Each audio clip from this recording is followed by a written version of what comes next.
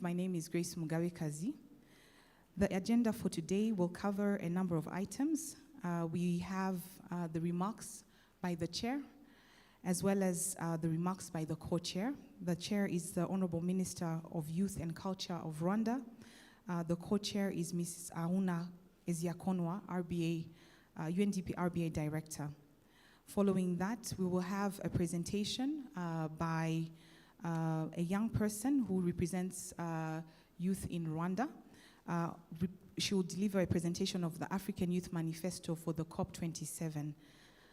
Following that, we will have a presentation from the YouthConnekt Africa Executive Director, Mrs. Uli Keita, which will cover a number of aspects, both reporting back on the activities of the YouthConnekt Africa, but as well as giving foresight of the coming year and delivering on strategic objectives. Following that, we will have a presentation on policy research that the YouthConnekt Africa undertook this year, an analysis of national youth strategies in Africa. And then we will have an opportunity to have contributions from members of the steering committee. Then we will have insights from the African Development Bank, as well as the UNDP Regional Service Center and Generation Africa under AGRA. The interventions will cover innovative financing for youth enterprises in Africa. It will also cover scalable models for sustaining peace through youth engagement. And then we will also have a presentation on agripreneurship. We will close with remarks from the chair and co-chair and validation of the deliberations. Thank you. That summarizes the agenda for today. I will now also share a bit of protocol. As per the agenda of the day, we will receive the presentations, the various addresses as well as presentations, and then we will open the floor for interaction. Given that this is a steering committee, we'll kindly ask that it is the ministers of youth or other ministers representing the ministers of youth who participate. We have a list of ministers who had already informed us of their participation, so we will start with those. Additionally, we will kindly ask that all the interventions are kept brief to a maximum of 3 minutes and one intervention per minister. And I thank you so much for the opportunity to moderate this important convening. Honorable Chair of the YouthConnekt Africa Steering Committee, we now receive your remarks.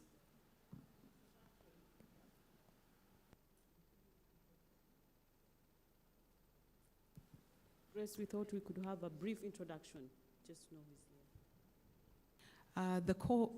The chair has requested that we start with a brief introduction of everyone who is present. I will now request everyone present to introduce themselves. Thank you. Bonsoir, je me nomme Madame Fatime Boukar-Kossei, la conseillère jeunesse et sport à la présidence de la République du CAD et la représentante du ministre de la Jeunesse du CAD. Bonjour à tous. Je m'appelle Ansana Béa Diallo, je suis ministre de la Jeunesse et des Sports de la Guinée, je précise Conakry. Bonjour à tous. Moi, c'est Pape Malik Ndour, ministre de la Jeunesse, de l'Entrepreneuriat et de l'Emploi, Sénégal. Bonjour tout le monde, Mohamed Souidat, ministre de la Culture, de la Jeunesse, des Sports et des Relations avec le Parlement de la République islamique de Mauritanie. Bonjour tout le monde, je m'appelle Adama Diambari, je suis la représentante du PNUD en Mauritanie. Merci.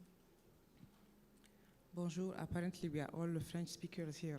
So, moi c'est Salmou Gourouza, je suis la ministre de l'Industrie et de l'Entrepreneuriat des Jeunes du Niger.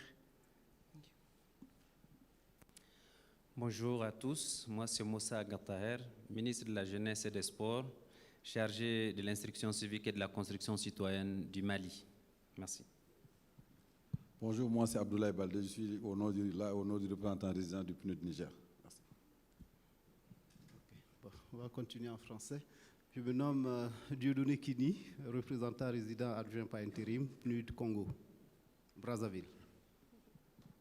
Bonjour, moi c'est Madame Pakita Rokaya, je représente la représentante résidente du PNUD au Burkina Faso.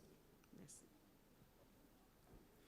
Bonjour, je suis Larba Pilga, directeur général de la jeunesse et de l'éducation permanente. Je représente le ministre des Sports, de la jeunesse et de l'emploi du Burkina Faso. Bonjour, Rosnan Lepondo, directeur général de la jeunesse et des activités socio-éducatives, représentant le ministre de la jeunesse et des sports du Gabon. Bonjour tout le monde, moi c'est Henri-René Diouf et je suis le représentant résident adjoint du PNUD à Madagascar. Bonjour à tous, moi c'est Tik de Madagascar. Je suis la directrice générale de la jeunesse au sein du ministère de la jeunesse et des sports et je représente le ministre de la jeunesse et des sports. Merci.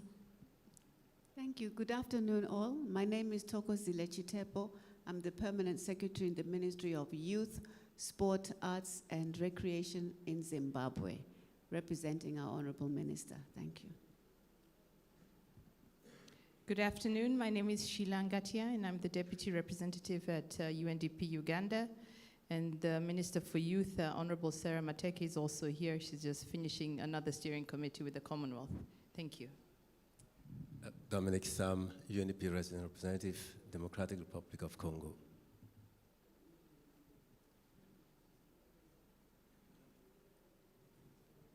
Mohamed Oman Bangura, Minister of Youth Affairs of the Republic of Sierra Leone. Carlos Monteiro, Minister for Youth and Sports, Cape Verde. My name is Kangwa Chileshe from the Ministry of Youth, Sports and Arts in Zambia, representing Minister of Youth and Sports. I'm the Permanent Secretary. Good afternoon, everyone. I'm Roland Seri. I'm the Deputy Resident Representative for UNDP Zambia. Bon après-midi à tous. Je suis Aristide Briand-Rebois, ministre chargé de la promotion de la jeunesse, des sports et de l'éducation civique en République centrafricaine. Bon après-midi. Mon nom c'est Laurent Rudasingwa. Je représente le PNUD de la République centrafricaine. Bon après-midi à tous. Je suis Eshata Ibrahim Gazi. Je suis le chef de service appui à la création des entreprises au féminin au sein de la direction de l'entrepreneuriat féminin du ministère de la Jeunesse et de l'Emploi des Comores. Et je suis aussi le point focal YouthConnekt Comores au sein du ministère de la Jeunesse.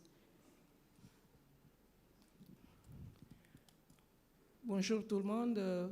Je me nomme Zaharia Sedamed, secrétaire général du ministère de l'Emploi, du Travail, des Arts, de la Culture, de la Jeunesse et des Sports. Je représente le ministre de la Jeunesse et de toutes ces structures. Merci. Bonjour tout le monde.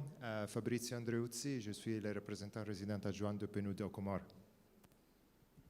Good afternoon, everyone. Denise Antonio, UNDP Resident Representative, Jamaica and Belize. Good afternoon. My name is Shigeki Komatsubara. I'm resident representative of UNDP in Malawi. My name is Vera Gantukule. I'm the Minister of Labor in Malawi. My name is Dixon Naftali. I'm the head of Generation Africa, which is a youth initiative under AGRA. Thank you. Good afternoon.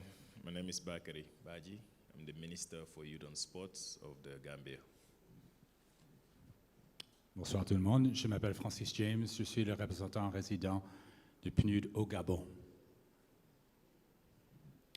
Good afternoon. Emma Kantema Gaumas, Deputy Minister, as well as Member of Parliament, and responsible for youth, sport, and national service in Namibia. Thank you. Bon après-midi à toutes et à tous. Je suis Augusto Gomez, le ministre de la Culture, la Jeunesse et Sport de la Guinée-Bissau. Honorable Chair, we seek your guidance if we should also receive introductions from those behind. Okay. Thank you. Je voudrais juste communiquer que quand on a commencé, notre traductrice n'était pas arrivée, mais elle est maintenant dans la salle. Elle pourra donc traduire et je vous prie de nous excuser pour cela. Kindly informing everyone that when we began the session, our translator was not in, but now she will be able to translate. Thank you very much. Good afternoon. I'm Dr. Abanis Sudiahebwa, UNDP delegation from Uganda. Thank you. Good afternoon, everyone. My name is Geraldine Itana. I'm head of exploration for UNDP's Accelerator Lab, but also here representing my deputy resident representative. Thank you. Good afternoon. My name is Ida Person. I am the head of governance, UNDP in the Gambia.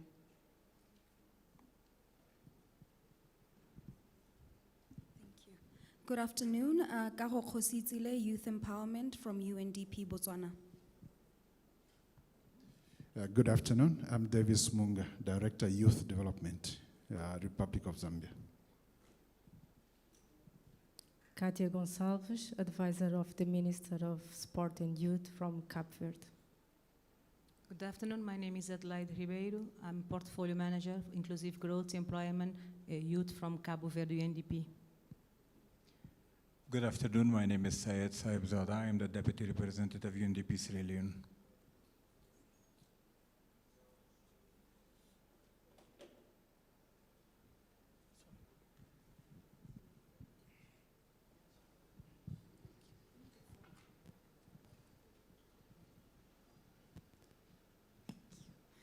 Good afternoon, everyone. I'm Nirina Kiplagat, and I'm the Regional Peace Building Advisor at UNDP's Regional Service Center for Africa, based in Addis. Good afternoon, everyone. My name is Pauline Denebourg. I work at the UNDP Regional Service Center for Africa as a youth advisor. Good morning, everyone. My name is Yvonne Pombo. I'm the Assistant Resident Representative for UNDP in Gabon. Good afternoon, everyone. I'm Benadine Uzaisawa, Head of Sustainable Growth Unit, UNDP Rwanda.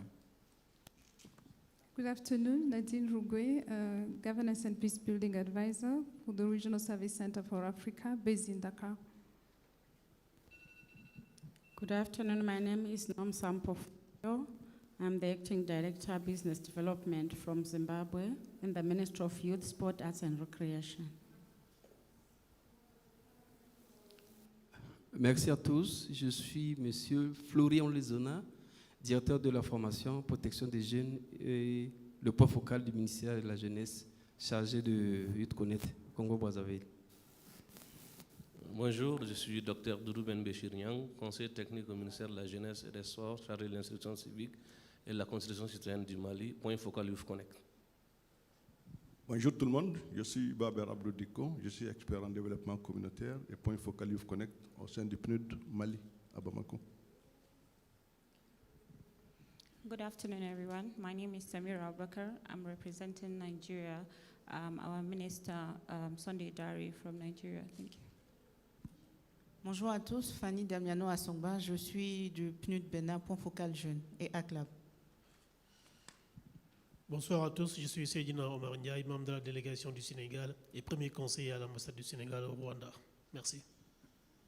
Bonjour à tous, Aminata Kouyaté, directrice nationale de l'emploi et de l'auto-emploi au ministère de la Jeunesse et des Sports et point focal de YouthConnekt en Guinée. Merci. Bonsoir à tous, je suis Alain Hassan du Tchad. Je représente le programme YouthConnekt Tchad. Bonjour à tous, Mianfine Kabakondé, je travaille au sein de l'Accélérateur Lab et je suis en charge également des projets. Bonjour, je m'appelle Christelle Guilanese, je suis du PNUD Burundi, en charge du programme Développement durable et croissance inclusive et point focal de la jeunesse. Bon après-midi à tous, mon nom est Bertie Adjé, je suis Sense Making and Foresight Specialist du UNDP Burundi. Good afternoon, everyone. Je m'appelle Claudia Ando et je suis la coordinatrice du programme YouthConnekt au Gabon. Good afternoon. I'm Sophia Chebuni and I'm with UNDP Tanzania. Good afternoon. I'm Peter Nyanda, Head of Exploration, UNDP Accelerator Labs Program from Tanzania, UNDP Tanzania. Yeah, good afternoon. I'm Jihyun from Koika Rwanda office. Ngiriwe, my name is Pamela Giramata. I work for YouthConnekt Africa. Good afternoon. My name is Renata Talarico. I work for UNFPA Regional Office based in Johannesburg. Good afternoon. My name is Baraka Ochieng. I work at Regional Service Center as Coordination Support Officer. Thank you. Thank you, Chair and Co-Chair. This serves to now welcome your opening remarks. Thank you very much, Grace. I think it was very necessary that we know who is here. We know each other. We've met several times in the corridors and when you're presenting on the panels and discussions. So it's good to formally meet. And is translation on? Unfortunately, my French is very bad. It's very fast. If I speak, you won't hear anything. So can we help ask the translators, please, to help? I'll translate for you. You're going to translate? Okay, Grace, I think you will do the translating while we wait for the simultaneous translation. You could see more than 60% here speaking French, or 70. So we need a translation. Bear with us. We are still learners of French. Not yet. I want to learn French and Portuguese to start with. Probably we might find even an African language. Swahili? Swahili would do. Who is the minister from Tanzania? She would be very happy to teach us. So as we wait for the translation, I think because we don't have more time to lose, I'll try to go slowly. When you speak French, it's very easy to know English, to understand English, but it's working? Honorable Minister, juste pour communiquer que pour ceux qui sont en train de suivre par traduction, il faut aller sur la chaîne numéro 2. Merci. Et puis nous prions à l'équipe. Ça doit allumer. OK. Nous allons procéder et puis on essaie de régler ça. Merci. Honorable Ministers, the channel for French is number 2. For those who need to hear in French, and then those who need to listen to the French interventions in English, it's channel number 1. Okay. French channel 2. Canal 2. Okay. We okay now? Not yet. Ça va? Merci. I just wanted to thank you very much for coming and joining us. Our co-chair that we are together, the executive director of YouthConnekt Africa Hub, and the representative of the young people, LOD. We are so happy to be here together with ministers, and I think as the ED is going to present, it's almost the 7th steering committee that we are going to be meeting. And for colleagues who have just joined us, maybe for the first time, the executive director will be welcoming you. We are so happy to be here with you, and especially coming with the young people that came as a delegation that you came along with. It is a significant sign that you are supporting the young people in your respective countries. And so we are so grateful for the great work you're doing back home. We are people who are in charge of the biggest constituency, the young people. I think next to them is women on the continent. So you can imagine the responsibility that you have at hand. Having or being in charge of over 60%, in Rwanda it's 70% of the population, it's like you're the driving force of the nation. But as we sit here as leaders, it is a history in the making. What are we going to record? What is the legacy that we are going to leave behind when we leave our offices, because that is not permanent? It is a transition. When we leave tomorrow, what are we going to be proud of when we leave our offices and transition to something else? But most important is not about us. It is not about us, but it's about the constituency that we represent or we are leading. Where are we heading them? And I'm so delighted because the executive office has been presenting and showing us the great work you're doing, a lot of initiatives that you've been driving, and we're so happy that we are here to learn from each other. We still have challenges, and I think our president mentioned it yesterday. Our continent is not the problems, a continent of problems. Problems are everywhere, but how do we handle them? as a continent, and how do we harness this demographic dividend. So this platform is basically to share experience. What worked in Zimbabwe? What worked in Rwanda? What worked in Guinea-Bissau? What worked well in Ghana? We can replicate it in Rwanda, not to reinvent the wheel. So it's a platform of sharing experiences, what worked well. The second reason also of convening this meeting is to appreciate the work of partners, that we cannot do it alone, but we go together with the partners. And this ecosystem that we are building is going to strengthen youth initiatives in our own countries. So not to take much time because we want to hear from what we've been doing since we last met.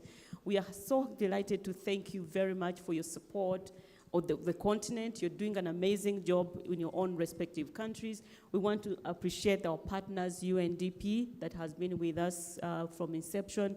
We thank the Regional Service Center as well. But also we are thanking other organizations that are part of this steering committee, including the UN Development Partners, including the civil society present here, and most importantly, the young people that we are talking about. And they always say nothing for youth without youth. We want to increase the numbers of the young people in this forum. We are still looking at the options of how do we integrate them, who would represent others. The LOD is here because she's representing the youth in Rwanda, but we need to have a structure where we know who is going to be part of this steering committee to advise us on what we should be doing and how we move forward. So the purpose of this meeting is to catch up and hear what is going well, what is not working, and what can we improve. That's why even we have presentations from organizations that have done some research on youth development. What are the synergies can we create along the journey, along the value chain of youth empowerment program? So without much ado, I want to welcome you once again to this steering committee and welcome new members who have joined us for the first time. You're most welcome, representatives of the ministers in charge of youth. We know that you carry the same burden as your ministers. Even if they're not here, we know that you carry the same burden. I want to thank you very much and hand over to my co-chair. Thank you. Thank you, Honorable Minister. And as always, it's a difficult act for me when I have to speak after the Honorable Minister. Excellencies, if ever we needed a reason to understand why this is so important, I hope the energy that was in the room yesterday when young people were dancing gave you a sense of why this is so important. Why it would be a game changer when we wake up and have an Africa that's as vibrant and has got the sort of energy that we saw in that room.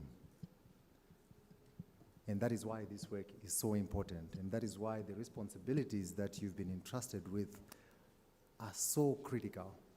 Africa's youth at the moment are under assault. Those who were entering youth, the teenage age, around 2008, are facing yet another crisis. Not many of us have had to face crises as deep as the ones that they are facing within a decade. And you put climate change on top of that. And you put all the other pressures. And the war that's raging today on cost of living, it's affecting a lot of young people. But there's also reason for optimism, as we saw yesterday. And it is such a wonderful time to be young, but only if we make it possible for young people to thrive. I'm here representing our director, Ahuna Eziakonwa, who is not able to join us today because of some reasons beyond her control. But she wanted me to express how she regrets not being here and misses so much being in your company. She has recorded a speech, which I hope we are ready to play, but wanted me to express how deeply sorry that she's not here with you, and she hopes to continue engaging with you on this important endeavor. Facilitator, I don't know if we are ready to play the video. Just pass there. Honorable Ministers, UNDP resident representatives, UN colleagues in the room, ladies and gentlemen. Greetings to you and a warm welcome to this year's YouthConnekt Steering Committee meeting. Thank you for being part of such a memorable movement where we offer a platform for Africa's best assets, its people, and especially its young people, to gather, to connect, to exchange, and to mobilize around solutions for a prosperous and unstoppable Africa. When we met the last time in Accra, we agreed that we would meet each year on the margins of the YouthConnekt Africa Summit in a gathering of ministers of youth to really take stock of progress and also to agree on collective priorities for the year ahead. I do apologize and I regret very much that I could not be with you in person this time in Kigali. But I can tell you that nothing has diminished in my commitment to this cause. And indeed, I am re-energized more than ever before to build on the important progress that we have made to date and to also advance the agenda of youth for transformation across Africa. Thank you to my co-chair of this steering committee, the Honorable Minister of Youth and Culture for Rwanda, my dear sister Rosemary Babazi. Thank you for your dedication, for your commitment and your unwavering passion. Thank you for standing strong for and with Africa's youth. Through you, let me also extend my thanks to President Paul Kagame for his vision, his leadership, and that consistent support that we keep seeing for the YouthConnekt initiative. Rwanda continues to provide a shining example of the approach that we will foster a youth-led socioeconomic transformation across Africa. We have grown in leaps and bounds, ladies and gentlemen. When we met in Accra, YouthConnekt had 20 members. Our current core of 30 member countries demonstrates that the idea has really caught on and that we now have even greater assets to work with in scope, breadth, and in depth to really advance initiatives that can accelerate Africa's progress. Honorable Ministers, we are living in uncertain and unsettled times. In addition to the COVID-19 pandemic, which we're still recovering from, we have epidemics, we have a cost of living crisis, we have a fast approaching global recession, and a climate emergency. Africa is feeling the heat of all these multidimensional crises, and yet capabilities to cope are quite weak. But what if we look at each of these crises as an opportunity for Africa's youth to seize? In the COVID-19 pandemic is the presence of an awakening on the need to make products in Africa. The sorts of products that Africa spends billions of dollars importing, but which the pandemic has shown is a bit too risky to rely on external sources only for such products. Example, pharmaceuticals. Africa can build its medical industry. We can scale productivity on the continent. In the war in Ukraine, we see a similar example of the need to re-engineer Africa's food systems, for instance, maximizing that asset that the continent has of 60% of the world's arable land that is uncultivated. Africa can indeed produce its own food, and the youth can lead this movement. In the climate emergency is the opportunity for Africa to stay the course on adaptation and on mitigation, leading the way in innovating key solutions for communities and nations to navigate development pathways that are most in harmony with our planet. The question for us in this gathering, honorable ministers, is this. How are we mobilizing to ensure that the teeming talent of these young people thrives? This is why the UNDP administrator launched the Accelerator Labs to tap into that unique intellectual and innovative capacity of youth towards a future smart Africa.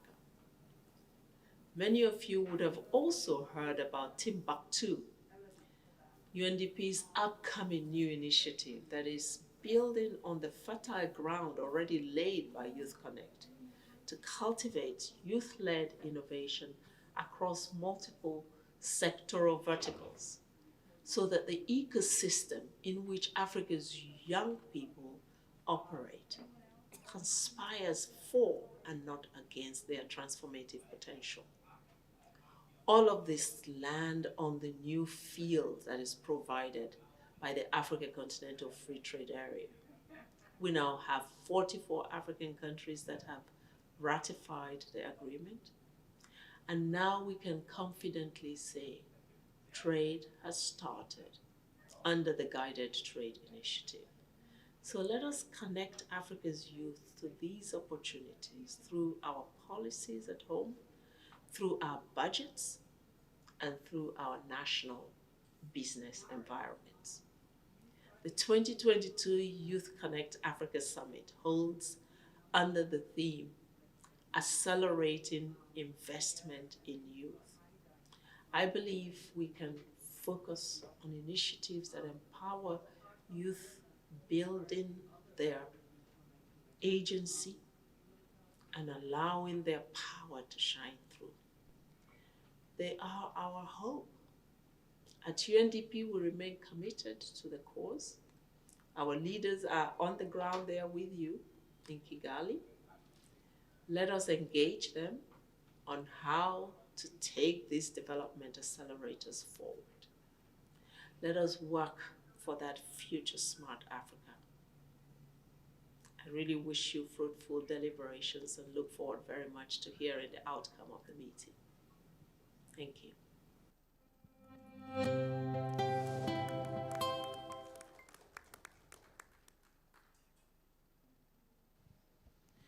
Thank you, Chair and Co-Chair, for the opening remarks. And now, with your permission, we'll move with the next items on the agenda. Please allow me to introduce Miss Alodi Iradukunda, who is the chair of the National Youth Council in Rwanda, and who was selected by her peers to present the YouthConnekt Africa Youth Manifesto to the COP27. To give a bit of context to her introduction and to her manifesto presentation, as we worked towards this year's YouthConnekt Africa Summit, we decided, along with consultations of young people, that it was imperative that we bring climate change to the table for this year's summit, and also to make it one of the priority agenda items that YouthConnekt Africa addresses.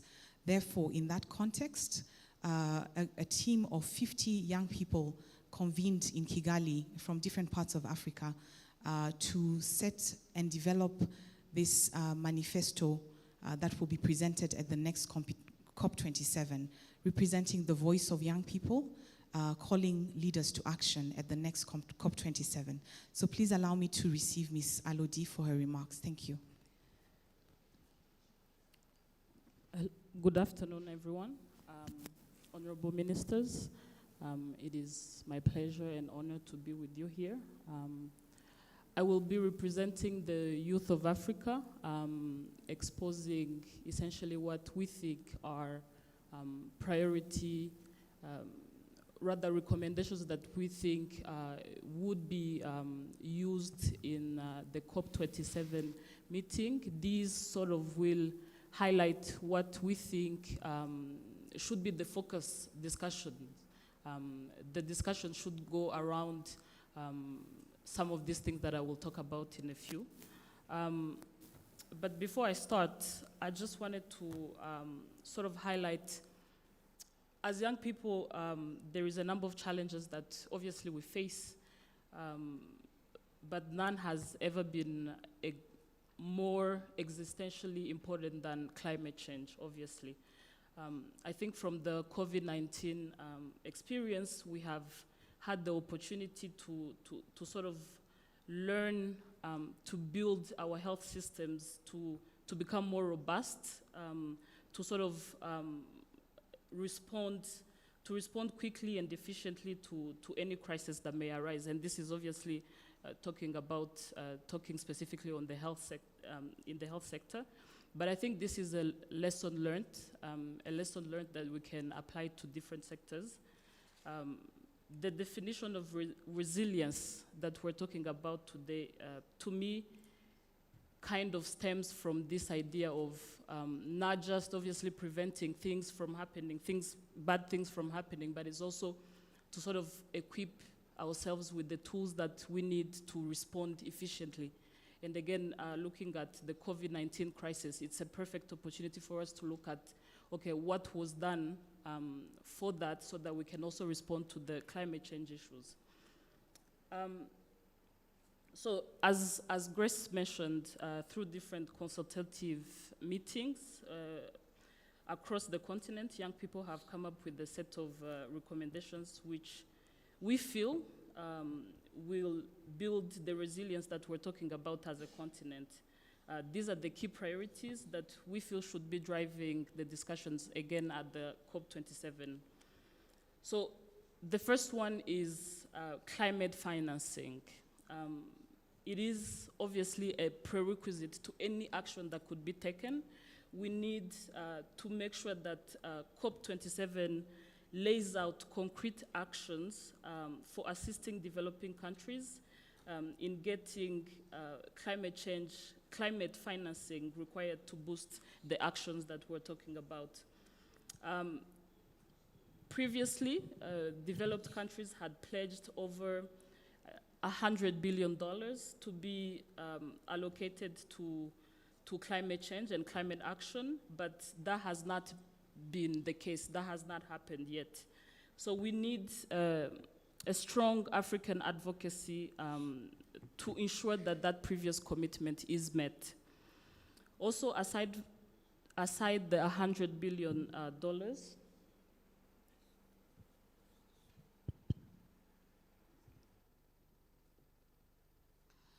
so aside the $100 billion that I was mentioning, which is really a fraction of what's needed to deal with climate change, more innovative financing models and new financing instruments are needed to be put in place. COP27 should clarify the steps needed to address loss and damage, and I think there is an urgent need to secure a dedicated new financing facility that will help developing countries ravaged by the climate-induced losses and damages. These losses and damages are already happening right now as we speak, and many communities will really lack the resources to deal with them. So a workable pathway is needed to support these communities. Number two, we have to look at youth-led green entrepreneurship. Africa needs to prioritize and harness the power of youth-led innovative solutions as a tool for green and climate-resilient economic growth. Investments need to be increased to support initiatives that provide young green entrepreneurs with the skills and the knowledge and the networks they require to play a more substantive role in addressing climate change. Number three, we need to look at, again, talking about resilience, we need to talk about how we are adapting to the different, obviously, changes that we're experiencing.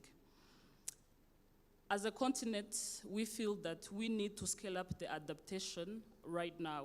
As it stands, climate change threatens the lives and livelihoods of over 100 million people in extreme poverty. With the low levels of adaptive capacity, poor diffusion of technologies and information relevant to the supporting adaptation, as well as the high dependence on agroecosystems for livelihoods, Africa will be really severely affected. So we therefore need to design and implement transformational sort of adaptation of our economies. Obviously, again, looking at the post-COVID recovery path, we can use that as a model for what we're talking about right now. It is really essential that we improve our capacities and ability to adapt, as well as institute more adaptation programs to counter climate change and build resilience to climate-related disasters. So this, as an example, I can talk about extreme weather events, sea level rising, as we're aware, but also, I think most importantly, the displacement of people that we will probably be seeing in the next coming years. So investments need to be made early with the warning signs. If you see a warning sign, there has to be infrastructure to sort of withstand these conditions. We need to develop plans and policies to deal with the effects of climate change as it moves, and we know that this is going to be an adaptation sort of approach rather than an agile approach, rather than sort of a waterfall as we already know, you know. Number 4, we need to look at the energy transitions for the continent. COP27, we feel needs to prioritize the just energy transition for Africa and ensuring sustainable energy access for the 600 million people and counting who still lack energy in Africa.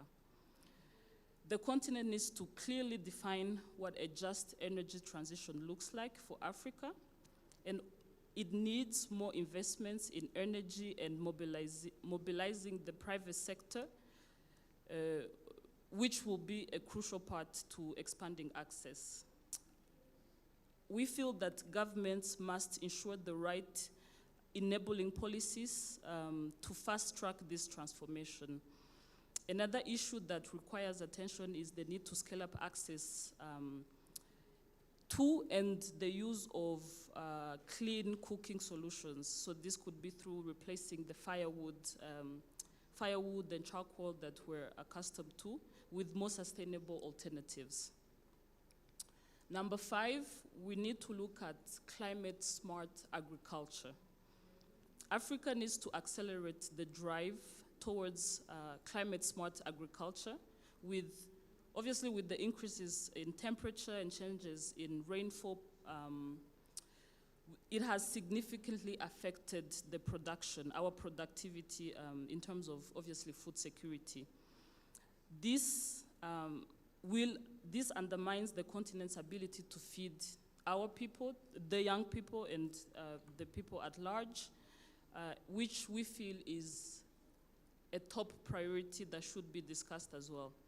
So we need to address the mounting food insecurity in the face of climate change with improvement in our agricultural productivity and the way we basically do our agriculture. So what does that mean? This includes developing more climate-resistant crops and better irrigation systems, as well as supporting smallholder farmers to adopt more sustainable practices. We also need to have an increased access to better farm inputs and agriculture training that can help the crop yields and sometimes even temper the effects of the extreme weather that we're talking about. We need to build robust food systems that balance food production with the nature preservation and help farmers to mitigate and adapt to climate change. Number 6, we're looking at pollution and proper waste management. Africa must take a firmer stance against the problem of plastic pollution and waste management. We need to improve the management of waste, particularly plastic waste management.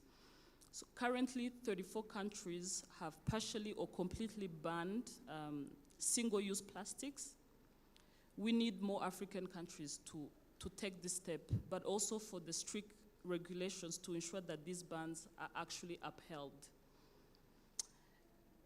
Lastly, we need to look at an increase in the continental climate change literacy.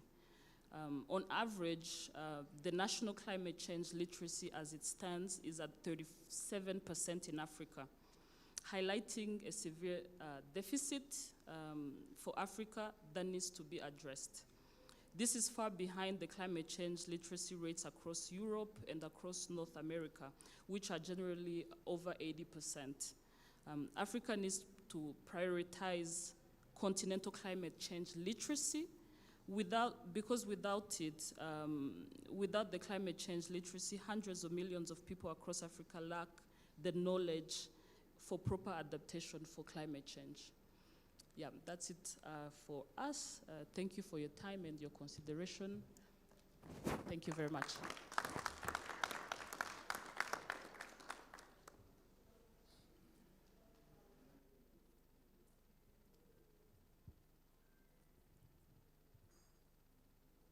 Thank you very much, Elodie. So I can see you in too many things. Thank you so much. I don't know, we want to appreciate the young people for putting together a report. I know it was one of the pre-summit events that was happening here. Thank you, UNDP, for convening the young people, for giving us their input. I believe they don't want to see COP27 coming up and they have no voice, especially the young people of Africa. So they convened the team, and thank you, Elodie, for doing justice to the presentation of the feedback of the young people. So I don't know if we have to comment on anything, but that is their voice that I think we need to put forward. And some of the ideas were also raised yesterday in the opening. You remember the young lady who came, an activist, and was almost alluding to what Elodie is talking about. So thank you very much. Over to you, our moderator.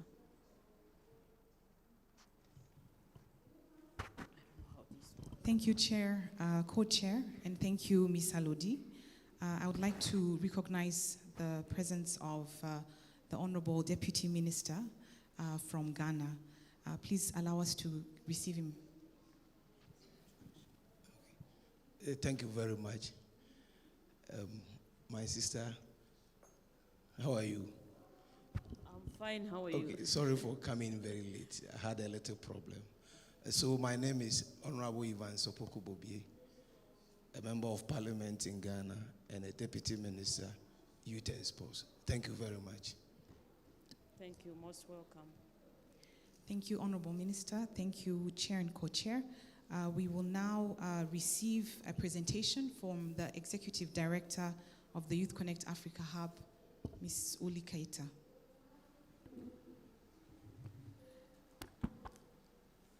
I will kindly request the technical team to assist in ensuring the presentation is up. Good afternoon. Good afternoon. It's not.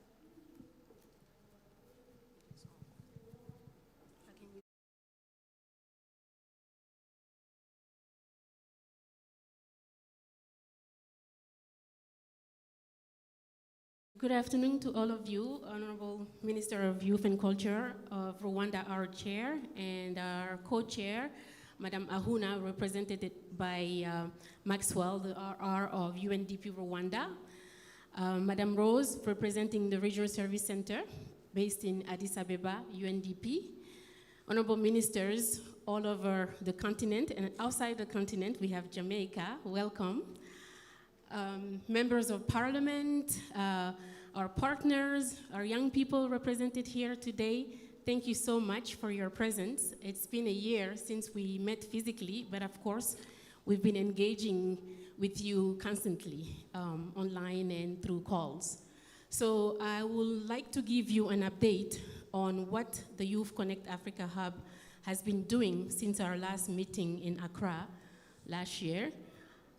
If the technical people can help me with the presentation, please. Okay, so we have on our agenda to to talk about the journey of YouthConnekt from 2017 to 2022. Of course, this is the 10th year anniversary, so we thought we would bring you up to speed a little bit on what YouthConnekt has been doing as we have new members. We'll also talk about the progress on some of the recommendations from the last steering committee meeting in Accra. And we'll talk about the 2023-2028 strategic plan, as our current strategic plan ends this year. So we have to start developing a new one. And we'll also talk about some of these objectives that we would like to present to you to consider as we go on the development of the strategic plan and any other business that you may want to discuss. So in 2017, we had the first YouthConnekt Africa Summit in Kigali, Rwanda. And that's when the YouthConnekt Africa Steering Committee was actually established. And we took it to the AU Technical Committee endorsement in 2018. Thank you. Which was... I am Daniel Wildrago. I'm coming from Côte d'Ivoire.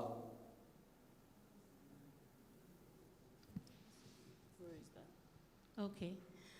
2018, we established the roadmap to establish the YouthConnekt Africa Hub. And then in 2019, we had the endorsement of the AU Executive Council to recognize YouthConnekt Africa Hub as the implementing partner of the African Union Youth Charter. And of course, in 2020, we've hired the executive director based in Kigali with the secretariat, working with the Ministry of Youth and Culture of Rwanda and UNDP to operationalize YouthConnekt. And as you know, we've started with just one single country in 2012 as YouthConnekt Rwanda, and now we are operating in 30 countries. And I would like to congratulate Guinea-Bissau and CAR as the two newest members who have joined in the last 2 months. So congratulations and welcome. And as Ahuna mentioned, the last time we met, we were only 20 members. Today, we are 30 members. So we've added 10 members in a year.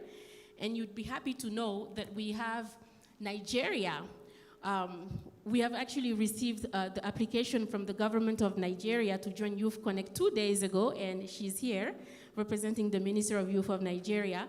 Welcome, Nigeria.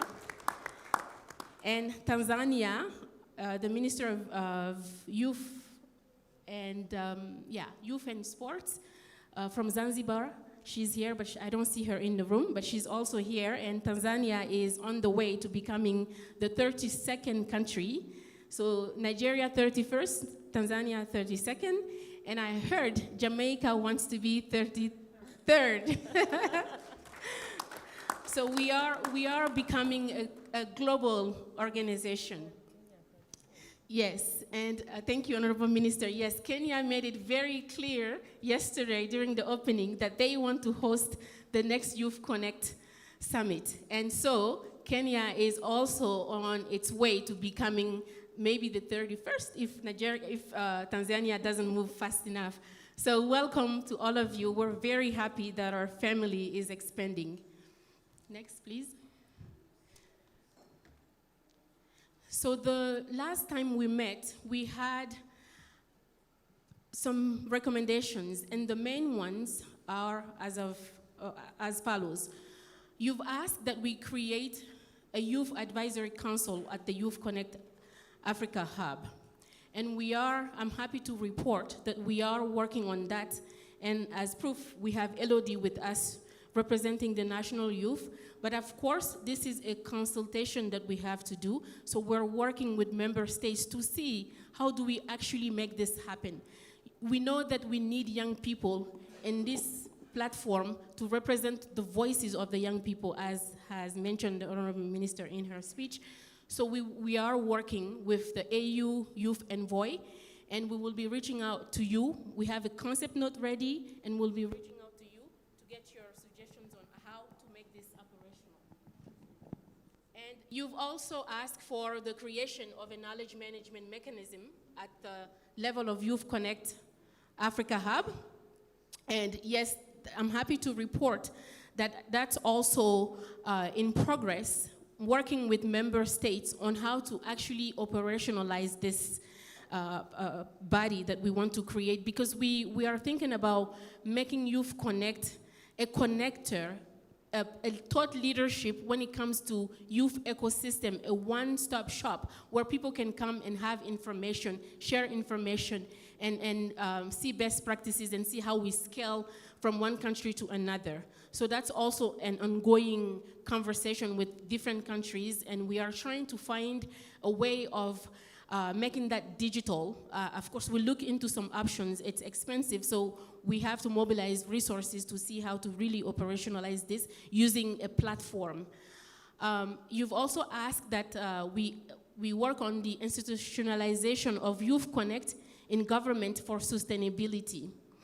Yes, and this is why all of the countries who are members of YouthConnekt actually are driven by the ministries of youth in those countries. We actually get letters from the Minister of Youth for joining YouthConnekt because we want this to be part of a governmental system, of course with the support from UNDP country offices. So this is actually currently in progress, and it's working as we see it.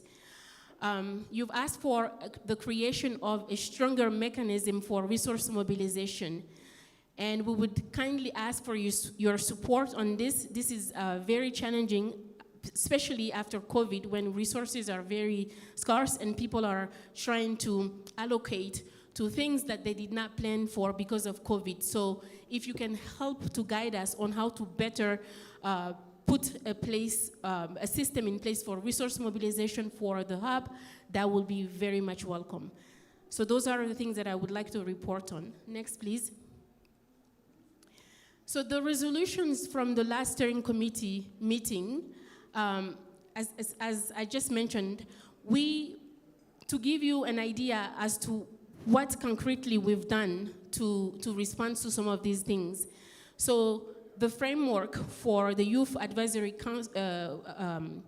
Council has been developed and has gone through a series of reviews with the chair and co-chair's office, with their advisors going through it. And as soon as it's validated and adopted, it will be shared with all of you for your input so that we can start now getting nominations of these young people that you think should be part of this council. The monitoring and evaluation at the national chapter, this is something that is ongoing in the national chapters. Some countries are really well advanced in monitoring the activities of YouthConnekt in their respective countries. And of course, some have challenges, so we are pleading with countries to work together. Let us work together to see how to put a framework for a continental M&E process so that we know what's happening in every country and we can properly report on your efforts when we meet at each steering committee. So the reporting framework should be done with national chapters so that we have a harmonized system of a continental YouthConnekt monitoring and evaluation system. Next, please. In terms of the institutionalization of YouthConnekt, as I mentioned, we are discussing with national chapters on this, but most importantly, we have advanced quite a lot with the AU Commission, working with the Youth Division and the Office of the DCP to really see how to incorporate YouthConnekt as a continental organization within the AU system, as it's been endorsed by the AU Executive Council as an implementing partner. So that process, I'm happy to report, it's well advanced, and hopefully by next year, we'll have some very good news for all of you. In terms of the creation for resource mobilization, I've already updated on that. We need to have more engagements with partners, but we need support from all of all of you and all the partners to really help us mobilize the much needed resources so we can diversify funding for the YouthConnekt Africa Hub. Next. So I've mentioned that we are in 30 countries, and how do we implement YouthConnekt?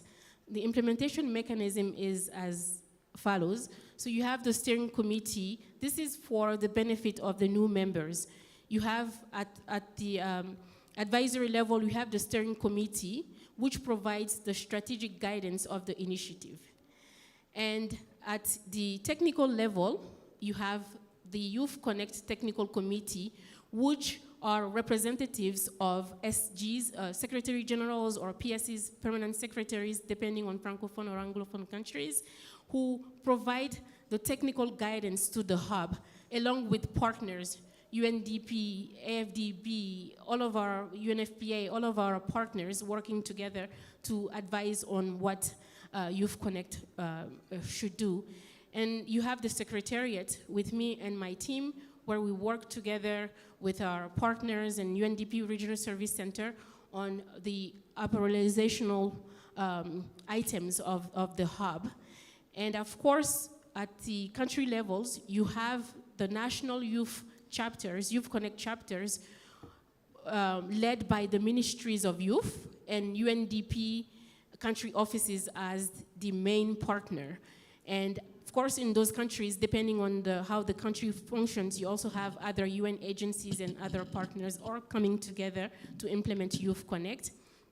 And we cannot do this without our partners, so we have a very large number of partners supporting YouthConnekt on a daily basis, technically and financially. Next. So the proposed work plan for 2023 is as follows, and this is based on what's been done and what do we carry on from this year. So for output one, we're talking about developing a robust YouthConnekt Africa sustainability plan, which is really something that we need to work on and seriously engage on this so that we have a sustainability plan for YouthConnekt for years to come, matching with the new strategic plan. The second one is the mobilization of partnership and resources. So we need to strengthen our resource mobilization and our partnership, our strategic partnerships. Output 3 is the technical and financial support provided to national chapters for the establishment of national frameworks. So we need to be able to have funds to support national chapters as they're creating new initiatives in their countries. Even for seed funding, we need to find ways to mobilize resources with them, for them, so that they can be set up. Output 4 is knowledge development and sharing of emerging practices to advance youth development. As I said, we want to use YouthConnekt as a connector, as a knowledge-sharing best practices platform. So we really want to put a system in place where this is really done systematically, using an online platform of sharing information where people can go whenever they need anything youth-related. The hub will come into their mind. And output 5 is the organization of regional and continental forums. We've talked about this last year, but we need to further discuss this to see how and when and why this is done. If we have to establish regional forums, as you have requested for it last year, we need to have a clear framework agreed by all parties so that we can advance on this. Next. Consultations on the strategic objectives. So based on what I've just said, we decided to focus on 3 main points that we would like to propose to you for approval. So we said that we need to institutionalize the YouthConnekt model to all African Union countries through government-led processes. So now we are in 30 countries, and the hope is to cover all the continent and maybe even go global, Jamaica. So we need to find ways to really make this happen in a very institutionalized manner. The second thing is to reinforce the YouthConnekt Africa Hub as a continental platform and connector of knowledge, expertise, and experience on youth matters, as I had mentioned before.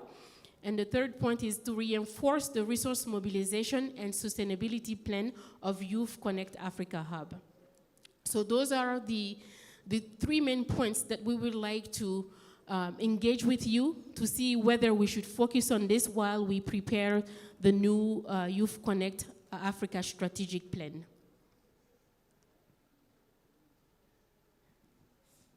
Next. Thank you.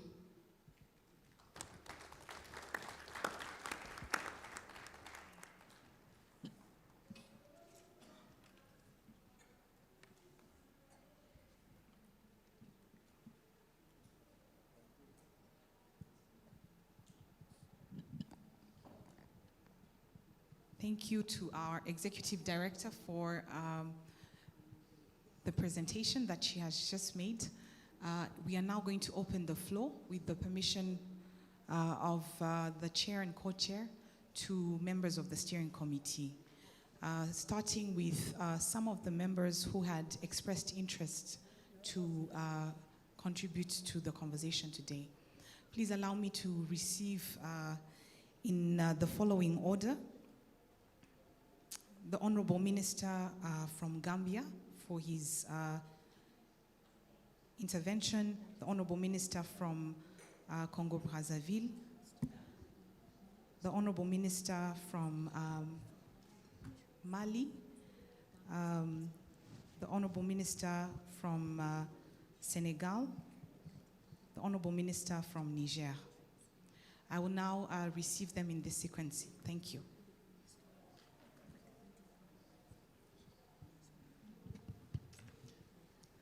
Thank you, Grace, and good afternoon once again.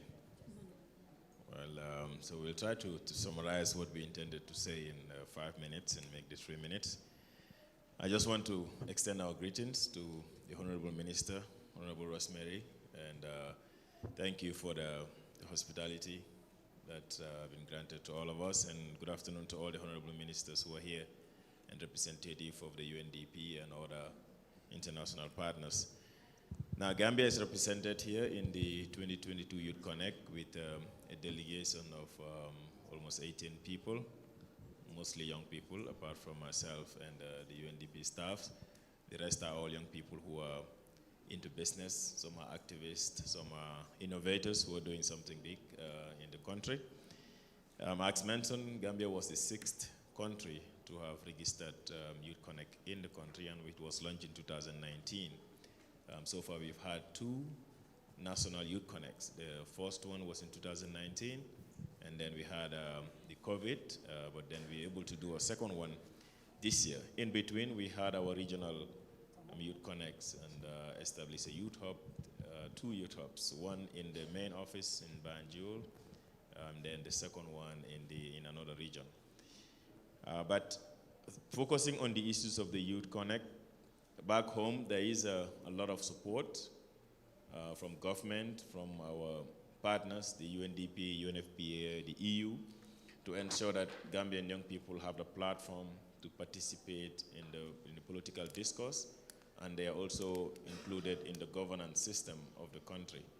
And this is a shift from what we used to have in the previous government to the current government, wherein young people are not just seen as objects and used in political time, but that they themselves are on the center of discussion on issues that are going to propel their welfare and ensure that they take leadership role.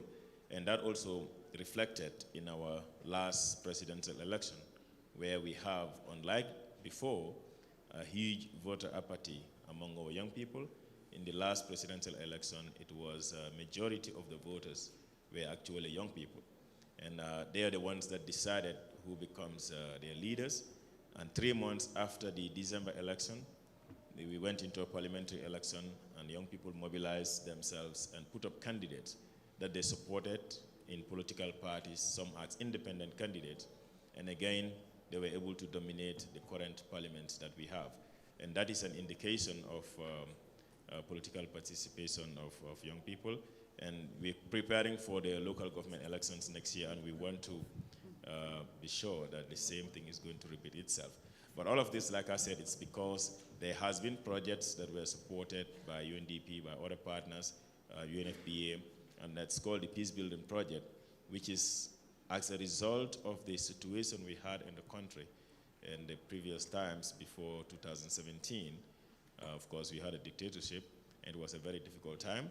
But coming out of that, there was a lot of processes. There was a reconciliation process. There was a process to develop a new constitution.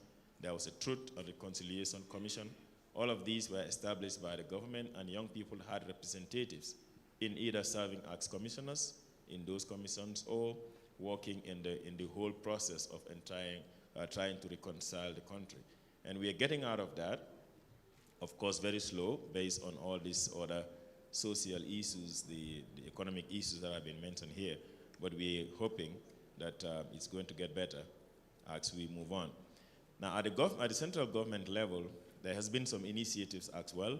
One of it is the rolling out of a grant and a loan scheme to young people who are interested in running businesses, because we understand that the banks, for instance, charge a lot of money, a lot of interests if young people have access, if they want access to loans. And a lot of times also, it's not even about the interest, about the kind of conditions that they attach for young people to get these loans in terms of collateral and others.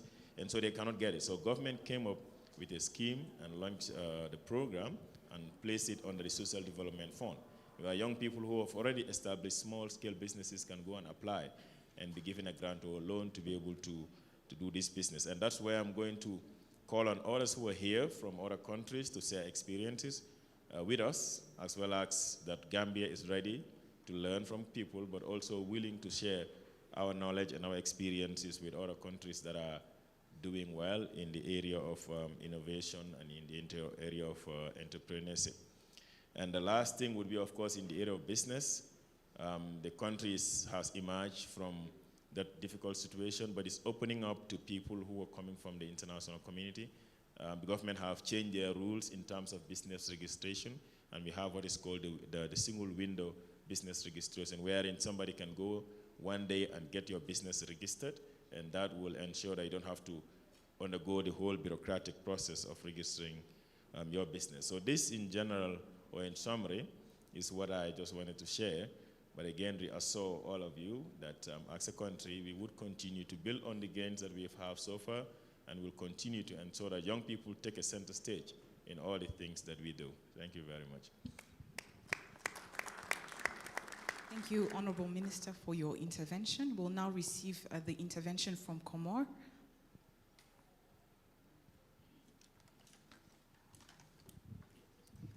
Merci. Excellence, Madame la Ministre de la Jeunesse, de la Culture de la République rwandaise. Madame la directrice exécutive YouthConnekt Africa Hub, ma chère sœur, Madame la présidente du Conseil national de la jeunesse, Madame et Messieurs les coprésidents, les honorables Messieurs les ministres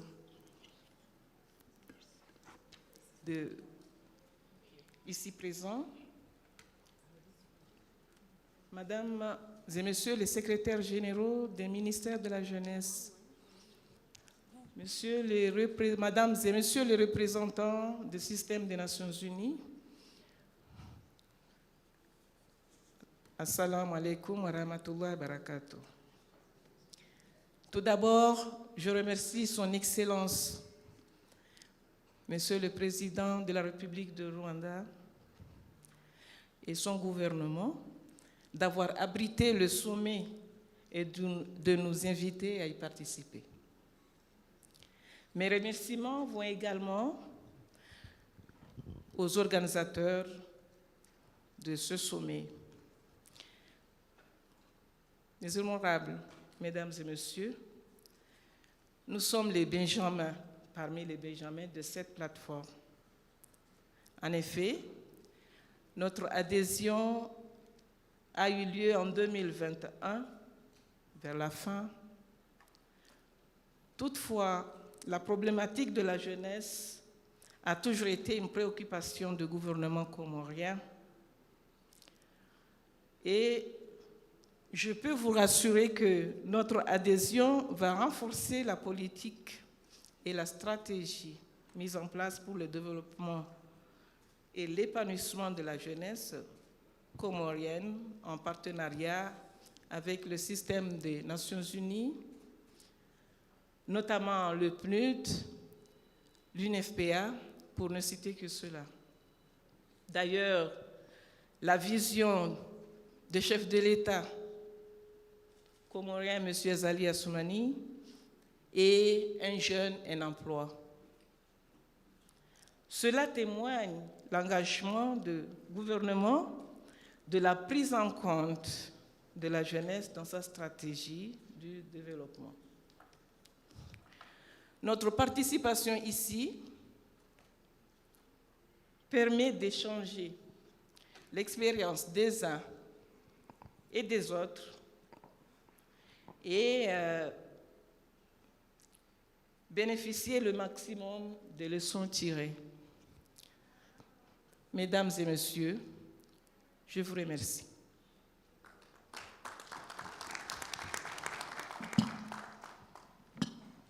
Merci Madame la secrétaire générale du ministère de la Jeunesse.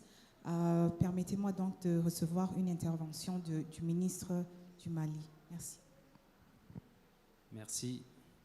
Madame la ministre de la Jeunesse, de la Culture du Rwanda, chers homologues ministres, mesdames et messieurs, je voudrais effectivement faire une petite contribution pour, d'une part, partager un peu les expériences du Mali et partager également la réalité du Mali. Et cette intervention, je voulais la focaliser autour de 3 points. Le premier, c'est de vous faire un petit rappel du contexte malien aujourd'hui. Le deuxième point sera consacré aux progrès réalisés dans le cadre de YouthConnekt et les perspectives d'avenir. Le Mali, mon pays, regorge 65% de sa population qui est jeune, et malgré des crises sécuritaires, économiques, sanitaires, politiques, cela n'a pas empêché au gouvernement du Mali d'engager un certain nombre d'initiatives et de politiques en vue de la promotion de la jeunesse. En termes de progrès réalisés dans le cadre de YouthConnekt, que nous avons rejoint depuis 2020, nous avons organisé il y a 1 an le tournoi sportif pour la paix. Et c'est là pour expérimenter la capacité de la jeunesse à contribuer à la réconciliation et à la cohésion sociale. Et ce tournoi sportif, nous l'avons organisé à l'extrême nord du pays, qui était la zone la plus insécurisée. Mais malgré tout, la jeunesse malienne de toutes les régions du Mali s'est mobilisée et s'est retrouvée à l'extrême nord du pays. Et pendant 2 semaines, les jeunes ont défié la peur et ils ont créé des interactions entre les jeunes du nord et du sud.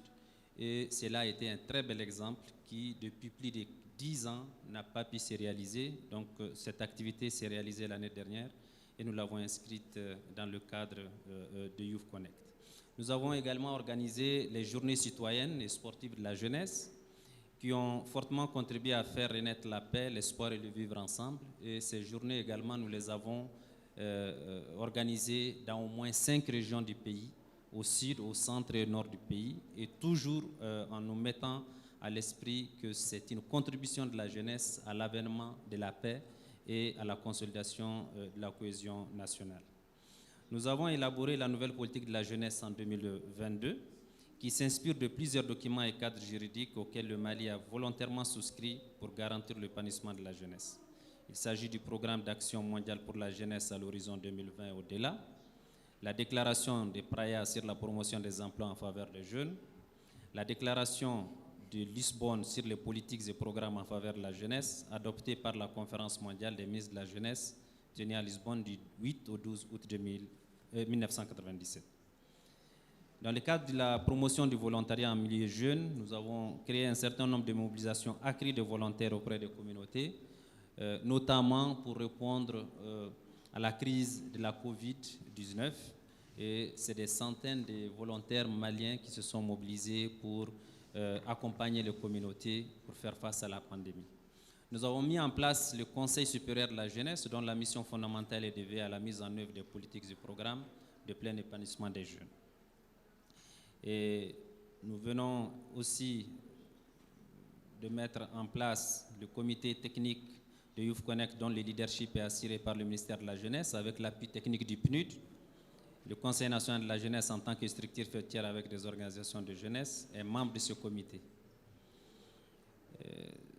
Un peu brièvement ramasser des actions que nous avons entreprises et qui ne sont pas exhaustives. Nous avons continué à amplifier les actions pour renforcer davantage nos actions dans le cadre de YouthConnekt. En termes de perspectives, nous allons organiser très prochainement le Forum national de la jeunesse. Et nous allons également organiser la première réunion du comité technique à l'issue de laquelle les parties prenantes vont convenir du contenu à donner à YouthConnekt en fonction de la vision du gouvernement du Mali, des priorités de la jeunesse et du mandat des agences concernées. Dans le cadre de YouthConnekt, immédiatement après notre retour de ce sommet, nous allons organiser la rencontre entre le chef de l'État et la jeunesse, qui sera une activité phare de notre engagement dans YouthConnekt, et en rapport avec les équipes et le comité exécutif, nous allons tenir informés sur le déroulé. D'ores et déjà, nous avons programmé le mois de novembre pour la tenue de la journée d'échange entre le président et la jeunesse. Distingués invités, mesdames, messieurs, permettez-moi en terminant de réitérer mes sincères remerciements au gouvernement de la République du Rwanda à travers Madame Rosemary Mbabazi, ministre de la Jeunesse et de la Culture, pour l'hospitalité qui nous a été offerte à moi et à ma délégation. Féliciter Madame Ouli Keita pour son sens organisationnel et ses qualités humaines, et toute son équipe pour la réussite de l'événement. Je vous remercie.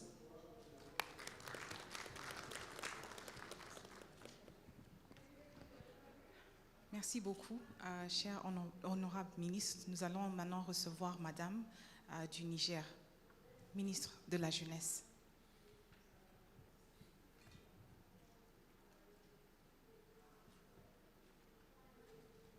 Merci bien, Madame la modératrice. Bonjour encore, messieurs et mesdames. Je n'ai pas préparé quelque chose, mais j'ai juste 2 mots à dire. Comme l'a dit mon collègue du Mali, vraiment, nous voudrions remercier le gouvernement du Rwanda pour l'accueil chaleureux qui nous a été réservé à ma délégation et moi. Nous voudrions aussi féliciter YouthConnekt Africa et les encourager pour vraiment tout le travail qu'ils sont en train d'abattre pour que cette plateforme prenne encore plus d'ampleur et que ça ait vraiment un impact sur les jeunes. Il y a quelqu'un qui l'a dit tout à l'heure, on a été tous impressionnés par l'énergie que ces jeunes-là avaient hier. Alors, je crois que c'est ce genre de plateforme qui permet justement de canaliser, de focaliser cette énergie sur du concret. Parce que c'est bien beau, nous sommes un continent de jeunes et de jeunes pleins de joie, qui aiment danser, qui aiment chanter, mais cette plateforme leur offre vraiment des avantages, mais vraiment très très importants, j'allais dire, des opportunités, mais très très importantes. Nous sommes effectivement membres de YouthConnekt, mais nous allons lancer YouthConnekt Niger officiellement au mois de novembre de cette année. Nous souhaiterions inviter beaucoup de pays pour venir partager leur expérience avec nous. Nous allons prendre, je pense, à profit ce lancement pour faire le bilan et demander peut-être aussi aux partenaires ensemble que nous voyons qu'est-ce qui est en train d'être fait, qu'est-ce qui peut être capitalisé encore mieux et quelles sont les expériences des pays qui l'ont mis en vigueur depuis plusieurs années? Qu'est-ce que nous pouvons apprendre d'eux? En tout cas, encore merci à tous ceux qui ont pensé à la création de cette plateforme et nous souhaitons bon vent à notre YouthConnekt. Merci.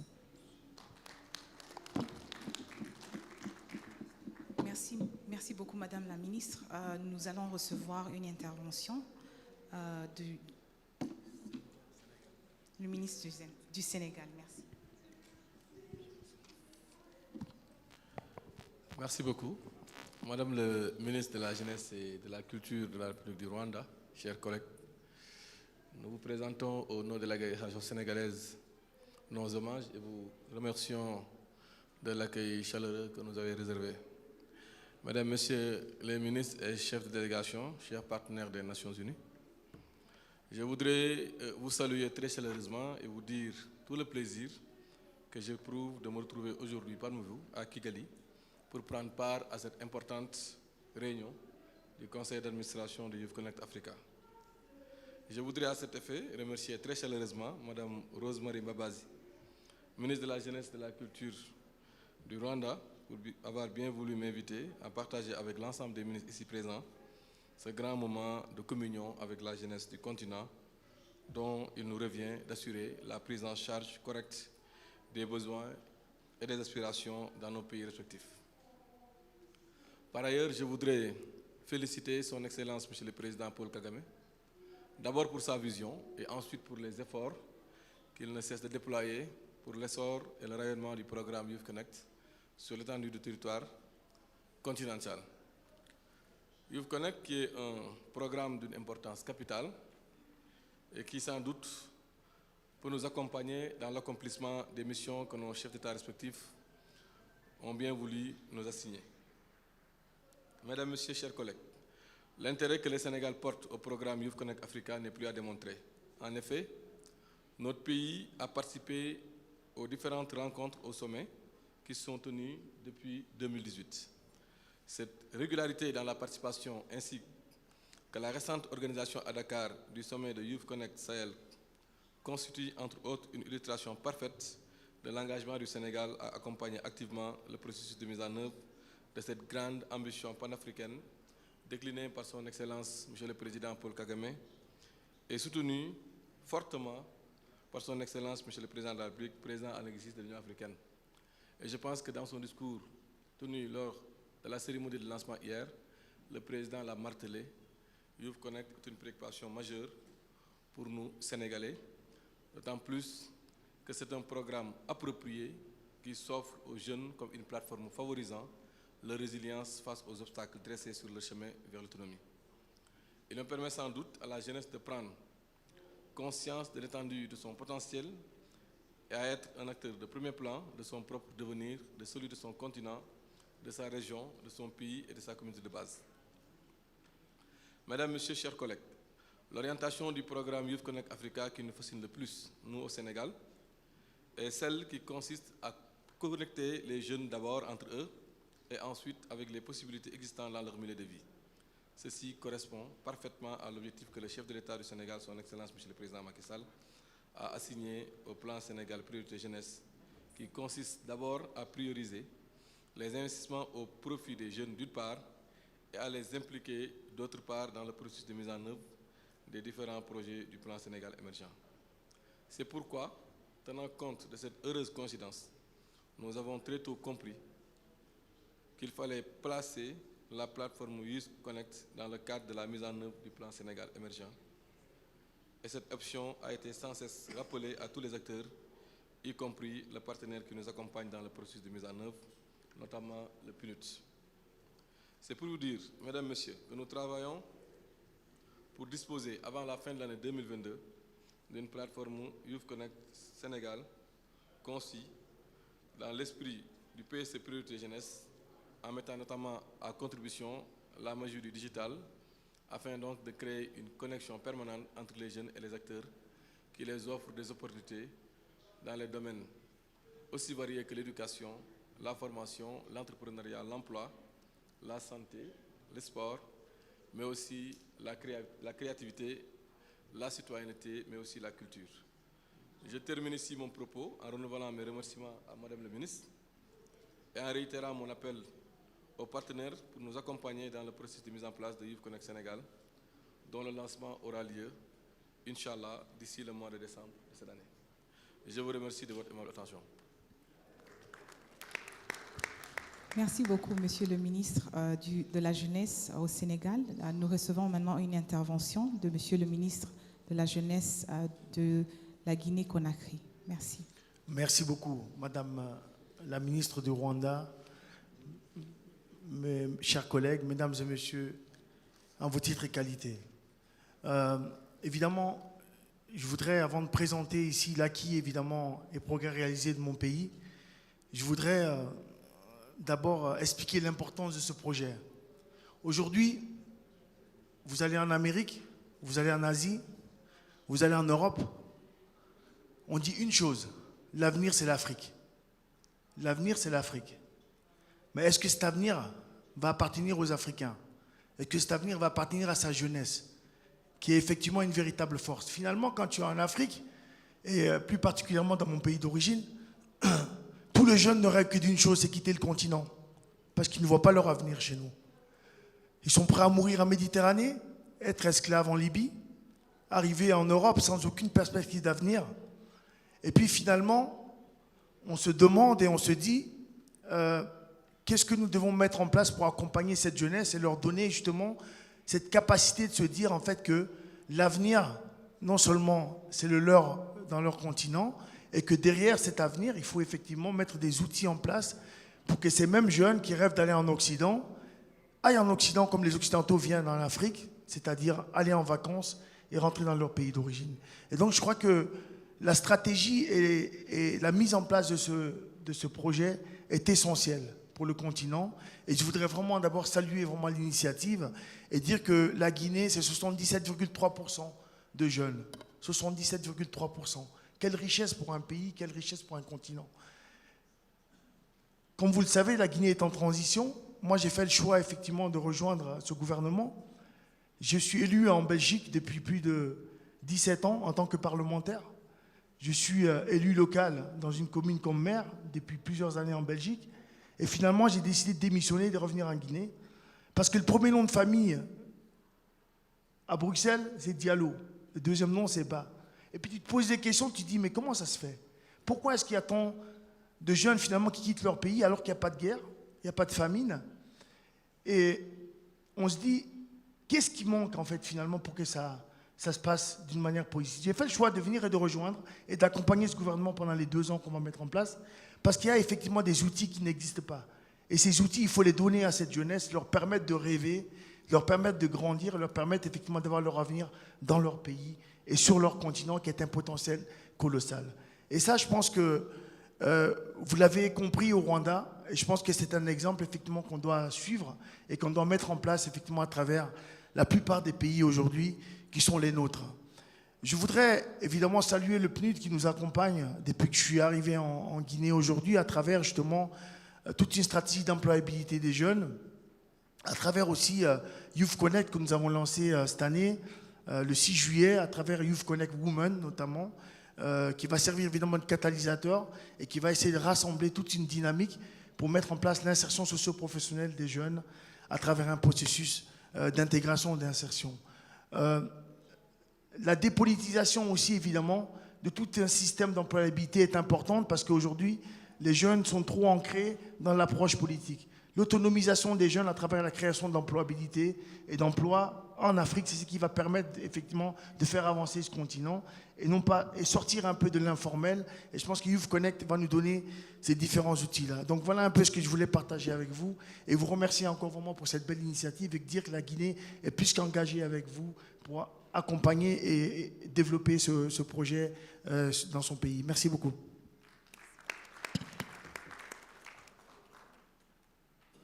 Merci beaucoup, Monsieur le ministre de la Jeunesse de la Guinée-Conakry, pour votre intervention. Nous allons recevoir brièvement une intervention de Madame la conseillère à la présidence qui est chargée de la jeunesse Burkina Faso. Merci. Tchad, pardon. Bonsoir, Mesdames et Messieurs les ministres et les représentants des ministres, Madame la directrice exécutive de YouthConnekt Africa, Madame et Messieurs les représentants du PNUD des différents pays, Mesdames et Messieurs les points focaux des chapitres nationaux du programme YouthConnekt, Mesdames et Messieurs en vos rangs, grade et qualité, permettez-moi tout d'abord de féliciter Madame la ministre de la Jeunesse du Rwanda et toute son équipe pour les efforts apportés pour cette rencontre possible. Aussi, profiter de l'occasion pour adresser au nom de son Excellence Mohamed Idriss Déby Itno, président de la République du Tchad, et au nom de la délégation qui m'accompagne, tous mes remerciements à son Excellence M. Paul Kagame, président de la République du Rwanda, pour l'accueil fraternel que nous avons reçu depuis notre arrivée dans son pays. Mesdames et Messieurs,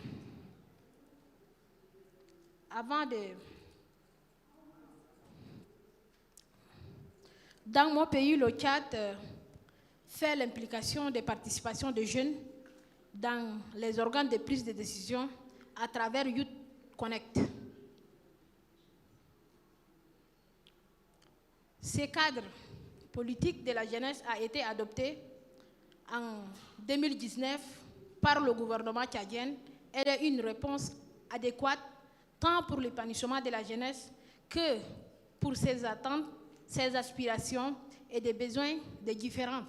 Plusieurs initiatives ont été entreprises pour encourager l'entrepreneuriat jeune et la création de l'auto-emploi par notre gouvernement, parmi lesquels le financement des projets de jeunes à hauteur de 30 milliards de nos francs CFA, soit 50 millions de dollars américains sur fonds propres de l'État tchadien.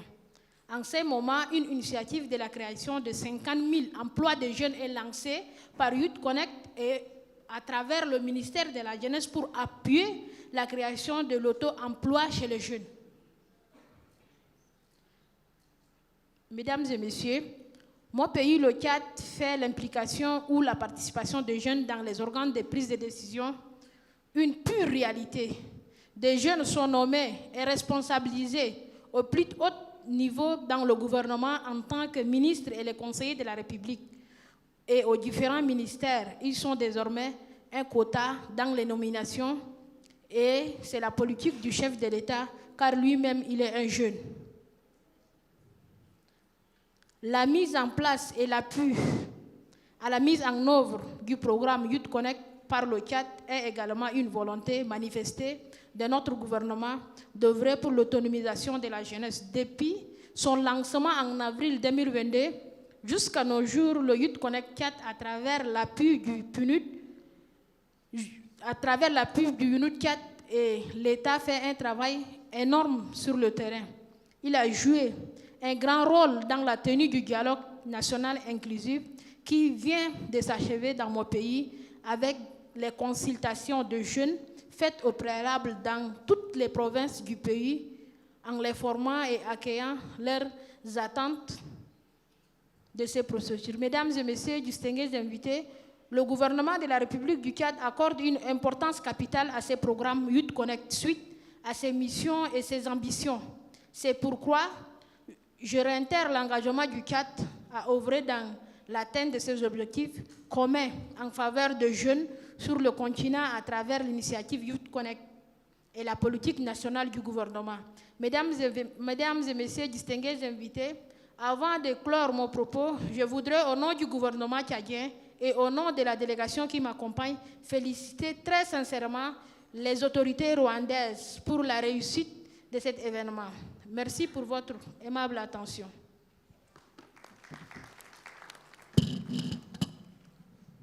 Beaucoup pour toutes les interventions. Dear Chair of the Steering Committee, if we have your permission, we could perhaps now receive some of the presentations that we had planned, and then we can open the floor again after those. Maybe those who are the only ministers who had requested earlier to have interventions, probably could open up probably for 3 or 4 because we're taking a few minutes, we would want to learn from each other. That's the major purpose of being here.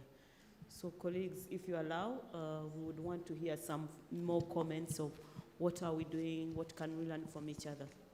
Okay. Thank you. Thank you so much, moderator, and thank you, chair and co-chair. I want to register from the onset that I'm representing the Minister of Youth from Malawi, but I'm the Minister of Labor. But then I think it was not a mistake that I'm here, because the issues that are being discussed here are very much connecting. So we were admitted to the YouthConnekt in 2022, Chair, but that being the case, I think what I've seen so far is that we may need to be handheld by the Secretariat, but also from Rwanda as well, and other countries that have been part of the system from the time that it began. I think it would be important that, and I also wanted to comment on Madam Keita's presentation, where she was saying that, I think she was more like saying that this is an Africa thing and whatever. I think I want to say, Chair, that we need to change the trajectory of what YouthConnekt is doing, because there's so much amazing stuff that is coming out of this organization. And we need to package it in such a way that we escalate it to the entire world. So Africa to the entire world. So we shouldn't limit ourselves to being in Africa only. We have Jamaica here, we should have United States here, we should have Japan here, we should have China here, but the trajectory is going to be run by us here from Africa.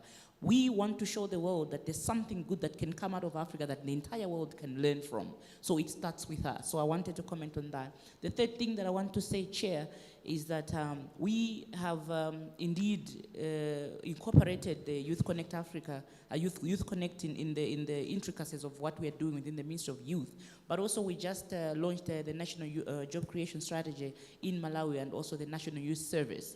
So all of that is about skills development, job creation, wealth creation, how we can reskill and retool our young people under the circumstances. And I like what another presenter was talking about. I think the one from the US, the presentation that we had on the screen, where they were saying, I think it was the co-chair from UNDP. He was saying that the circumstances that the young people that constitute about 70% of our population are facing are those that we never faced ourselves as we grew up. And therefore it means we cannot be using the same framework that we were using before to thinking that they're going to work now. And I like what the youth representative was saying, to demand to say more investments and then nothing for us without us. They want to be part of it because they are the ones that know and understand what they are going through, and therefore they are the ones that have the solutions. Our job as leaders is to facilitate the delivery of those solutions. So, Chair, I think the message that I'm trying to say is Malawi is very much proud to be part of the system, but what we need is support in terms of how we can now frame this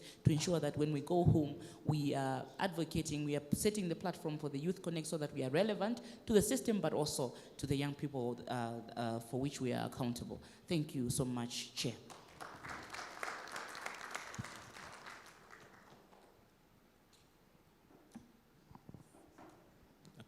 Merci beaucoup. Madame la ministre de la Jeunesse et de la Culture du Rwanda, Mesdames et Messieurs les ministres, une fois de plus, je suis Larba Pilga du Burkina Faso et je voudrais juste dire deux mots par rapport donc, à notre réunion de ce soir.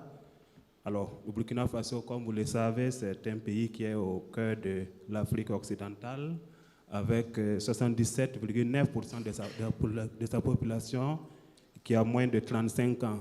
C'est dire donc c'est une population qui est assez jeune, à l'image donc de la population de la plupart des pays africains.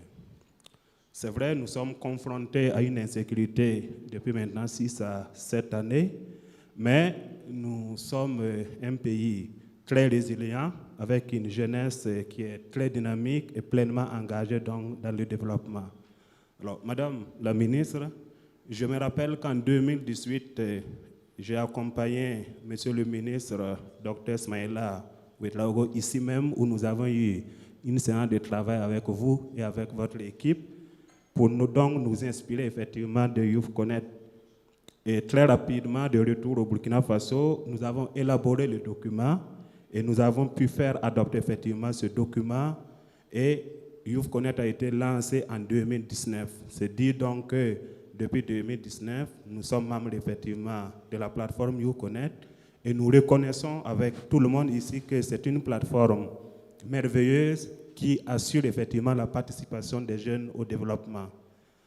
Alors, cette plateforme, comme je le disais, a été lancée en 2019 et c'était au cours donc, du Forum national des jeunes, un forum qui réunit donc l'ensemble des jeunes des différentes régions du pays avec donc Monsieur le Président du Faso, au cours duquel donc des échanges sont faits entre les autorités et les jeunes pour pouvoir donc recueillir leurs points de vue, leurs propositions et voir comment on envisage effectivement le développement avec eux. Alors, il faut dire qu'au Burkina Faso, YouthConnekt est organisé autour d'un secrétariat permanent avec 3 services, 3 départements.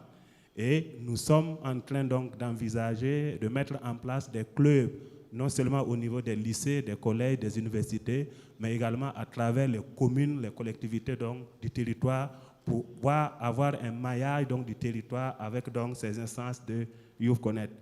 Et comme dans tous les pays, notre partenaire privilégié, c'est le PNUD, le Programme des Nations Unies pour le développement, qui nous accompagne aussi bien techniquement que financièrement pour que nous puissions effectivement développer cette plateforme. Nous avons également l'organisation régulière de la Journée internationale de la jeunesse, journée au cours de laquelle ou au cours desquelles, parce que souvent ça prend beaucoup de jours, avec le Conseil national de la jeunesse, qui est la fêtière donc, des organisations de jeunesse, plus d'autres organisations de jeunesse, nous partageons nos expériences, nous mettons les jeunes au cœur du développement, nous recueillons les propositions des jeunes pour qu'ensemble nous regardons comment est-ce que nous pouvons envisager effectivement l'avenir avec beaucoup plus de sérénité. Donc voilà ce que j'avais à dire et je vous remercie. Merci beaucoup, monsieur le ministre. Merci le représentant du ministre de Burkina Faso pour votre intervention.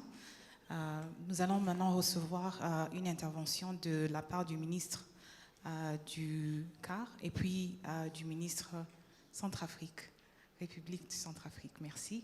Et puis une intervention du ministre de Sierra Leone. Merci. Merci. Honorable ministre de la Jeunesse et de la Culture, chers collègues, très honorable d'autres chers collègues et distingués invités, je suis très heureux, très ému de partager ce moment avec vous. Pour moi, c'est un rêve qui est devenu une réalité, puisque je suis ministre, je suis aussi écrivain. Mon deuxième livre, intitulé « Agir », pour sauver la Centrafrique, j'avais choisi Rwanda comme modèle.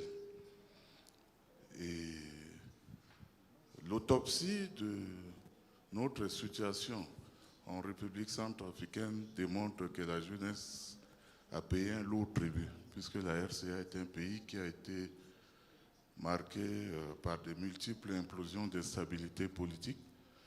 Nous avons eu des actes de rébellion, c'est-à-dire on recrute d'autres jeunes pour tuer d'autres jeunes. Notre territoire a été contrôlé pour la plupart par les bandits groupes armés, ce qui faisait qu'une politique de développement de la jeunesse digne ne peut pas être opérée sur toute étendue du territoire. Grâce à Dieu, par la vision de notre président de la République, qui a su, par des choix diplomatiques clairs et assumés, avec le concours de partenaires bilatéraux et multilatéraux, à l'exemple du Rwanda, on peut permettre à la RCA aujourd'hui de parachever la reconquête de son territoire. Nous avons une politique de la jeunesse. Nous avons un plan stratégique et un plan opérationnel en 3 axes, dont le 3e axe concerne effectivement la jeunesse. Le défi aujourd'hui pour nous, la jeunesse centrafricaine, c'est de suivre l'exemple du Rwanda. Vous savez, dans d'autres pays en Afrique, il y a eu des élans de développement qui, à chaque fois, sont ébranlés par des situations de conjoncture politique. La jeunesse se sentait en dehors de ce que le gouvernement fait dans le cadre institutionnel pour son bien-être. Ici, j'ai pu observer de près, je sais que le Rwanda a eu un développement harmonieux, tout simplement parce que la jeunesse est associée au processus et la jeunesse se sent concernée. Et c'est ça ce qui est important pour le Rwanda, qui vient de loin, mais qui a su par le miracle rwandais que nous ne cessons de souligner, grâce à son Excellence le président Paul Kagame. Pour nous, la jeunesse centrafricaine, le Rwanda est situé définitivement au point de repère de l'éveil de la conscience panafricaine. Et l'exemple du Rwanda est un exemple que nous appliquons déjà. Et donc, aujourd'hui, nous avons osé nous affranchir de la monnaie d'une certaine façon. Vous êtes au courant de crypto-monnaies, le Sangocoin, qui souvent sont interprétés à tort et à travers par approximation, de fois juste ou faux. Mais pour nous, la jeunesse centrafricaine, avec l'appui des cadres juridiques par la CEMAC qui nous soutient, le Sangocoin aujourd'hui est une très grande avancée dans la conquête de notre souveraineté économique et monétaire. Et nous comptons beaucoup plus sur la plateforme de YouthConnekt pour avancer. Nous avons eu le développement qui a été freiné par cette conjoncture. Il y a eu des dévanciers tout à l'heure qui ont évoqué des sujets qui me touchent beaucoup parce que la jeunesse centrafricaine, dans sa majorité, est instable, beaucoup plus dépressive du fait de toutes ces crises. Vous allez voir que dans une clinique, il y a au moins 300 avortements par jour, des jeunes filles de 13 ans, de 15 ans, etc. Des jeunes garçons qui manifestent leur dépression souvent par l'addiction à la drogue. Tout ça, ce n'est pas facile.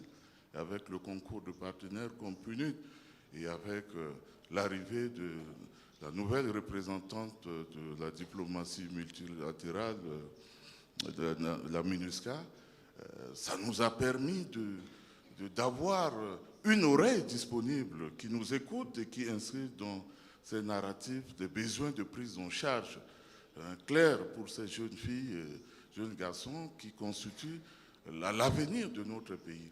Nous avons 12 000 enfants soldats, dont la moitié sont des orphelins. Tout ça, là, c'est des défis que nous devons relever. Nous avons une jeune fille qui a même fabriqué un robot, premier robot humanoïde en République centrafricaine. Tout cela, c'est des choses, c'est des bonnes choses qui méritent d'être amplifiées, etc. Et donc, pour moi, à titre personnel, je suis là non seulement pour dire la satisfaction, parce que le dernier conseil de ministres auquel j'ai participé, nous avons approuvé l'entrée de la RCA à la majorité dans le YouthConnekt, le premier. Peut-être le dernier bébé de YouthConnekt, c'est la République centrafricaine. Et donc, merci pour l'encouragement sans cesse de PNUD à notre côté, parce que j'ai travaillé aussi au maintien de la paix internationale dans le système général, mais j'ai vu qu'il y a eu un changement. Depuis que nous avons eu la nouvelle représentante des Nations Unies avec le PNUD, il y a la lecture de cette réalité qui permet à la jeunesse de se sentir proche des institutions internationales parce qu'il y a deux fois la jeunesse dans certains comportements déviants se laisse à être manipulés contre leurs propres intérêts et pourtant ces institutions sont là que pour les accompagner. Nous avons des gens qui ont abandonné leur famille, leurs enfants, quitté leur lit pour vivre dans un pays étranger. C'est déjà une forme de violence morale. Et si ajouté à cela, nous avons une jeunesse qui n'arrive pas à comprendre, ça devient encore compliqué. Et donc, j'ai beaucoup de choses à dire. D'habitude, je parle beaucoup, mais pour ça, je me permets de conclure partiellement. Je reviendrai un peu plus tard pour en finir. Je vous transmets la salutation chaleureuse du président de la République et je demande à tout le monde de visiter Kigali.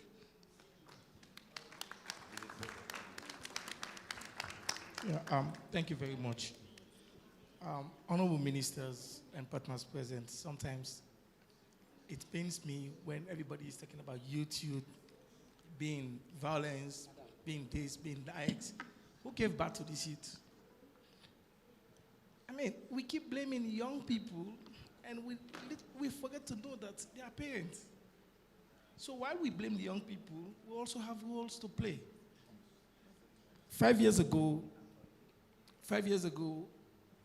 happens to be part of the minister here.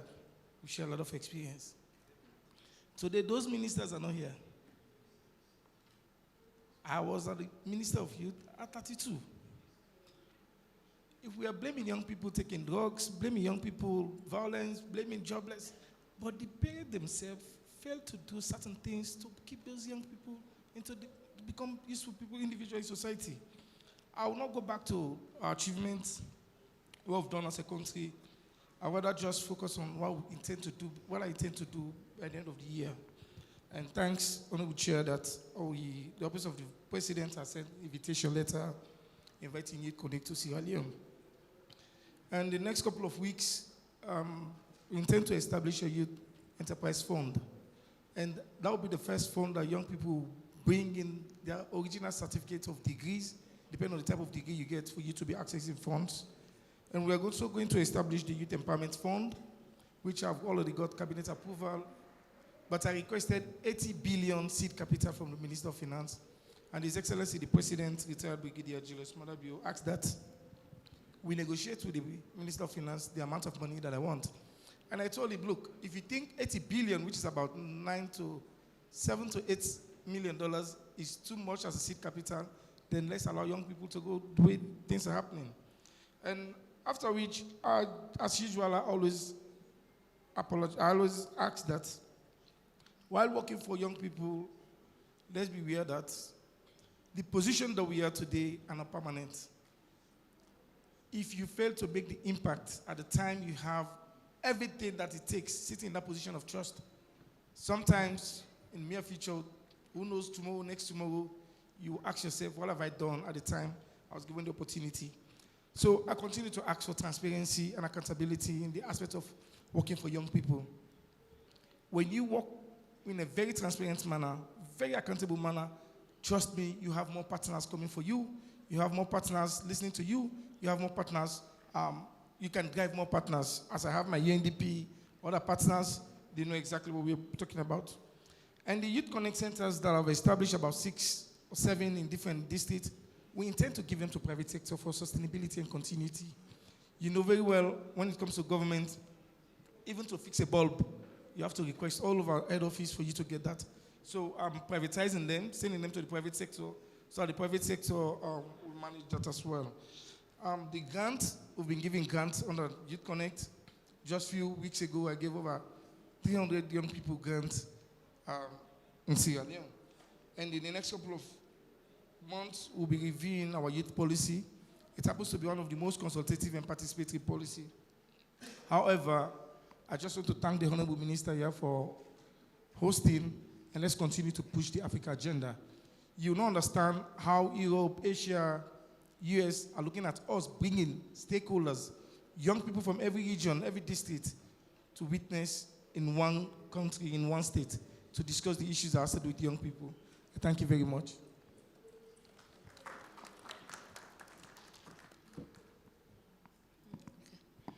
Thank you very much, Madam Moderator. Good afternoon, Honorable Chair, Honorable Ministers.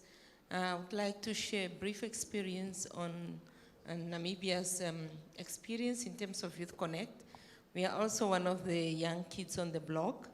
We joined YouthConnekt as a member in May this year. YouthConnekt, for us as Namibia, it resonates with our theme that we have set aside for a decade of mainstreaming youth at various levels. And as we joined the YouthConnekt, what we have done as a country is that we have aligned the activities of YouthConnekt to that of our youth policy that lays down a framework for youth development. I'm mentioning this because I really want us to guard against duplicating efforts, because that's what we had when we engaged the youth. Because now one asks, we have so many initiatives, so why now again? But I think what gave me comfort is that we look at YouthConnekt as a catalyst for us to achieve our SDGs. It's a catalyst for us to achieve the inspirations that we have in the Agenda 2063 for the Africa that we want. So what I want to share really is that we should rather use the YouthConnekt to connect all the dots. And we know that youth development demands multi-sectoral approach, so as we engage our partners, we then use this platform to tap on the experience, to tap on the resources and the expertise so that we are able to empower our youth. And secondly, what I want to share is that we have started to domesticate the YouthConnekt activities because we believe that all youth do not really have the same problems, but we want this program to speak and to address the challenges and the needs that our youth are faced with in Namibia. And how we did this is that when we launched YouthConnekt in October, we then had already our national YouthConnekt, where we brought together all regions, all 14 regions in Namibia youth. And then as we had the national YouthConnekt, we also obtained inputs so that we chart our action plan.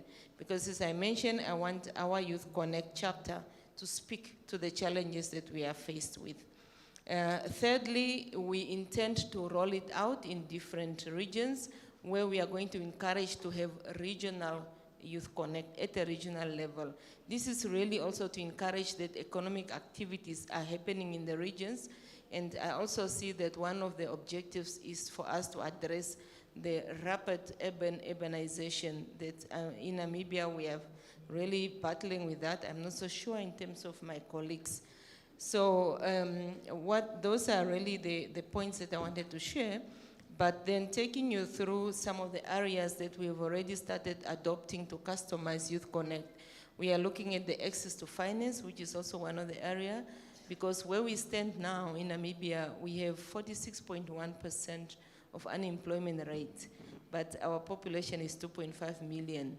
So we have seen that where we are going now, governments are promoting entrepreneurship as a way to create jobs and to reduce the youth unemployment.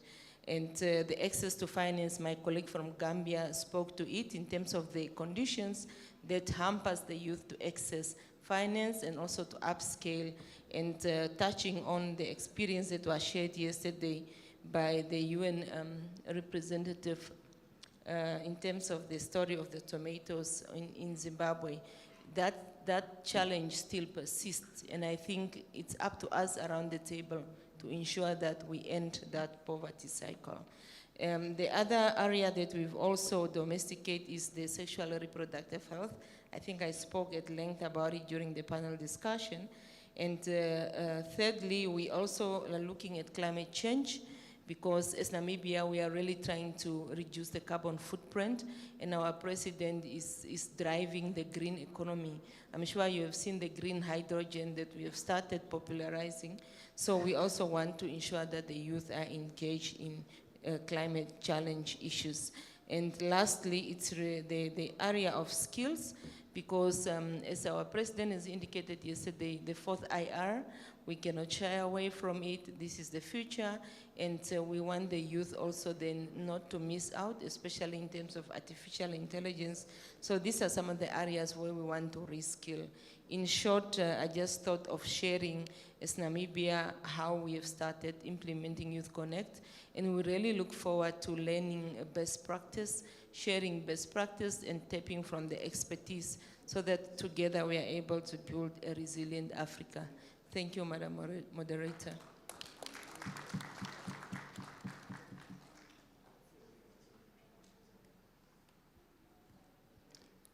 Merci.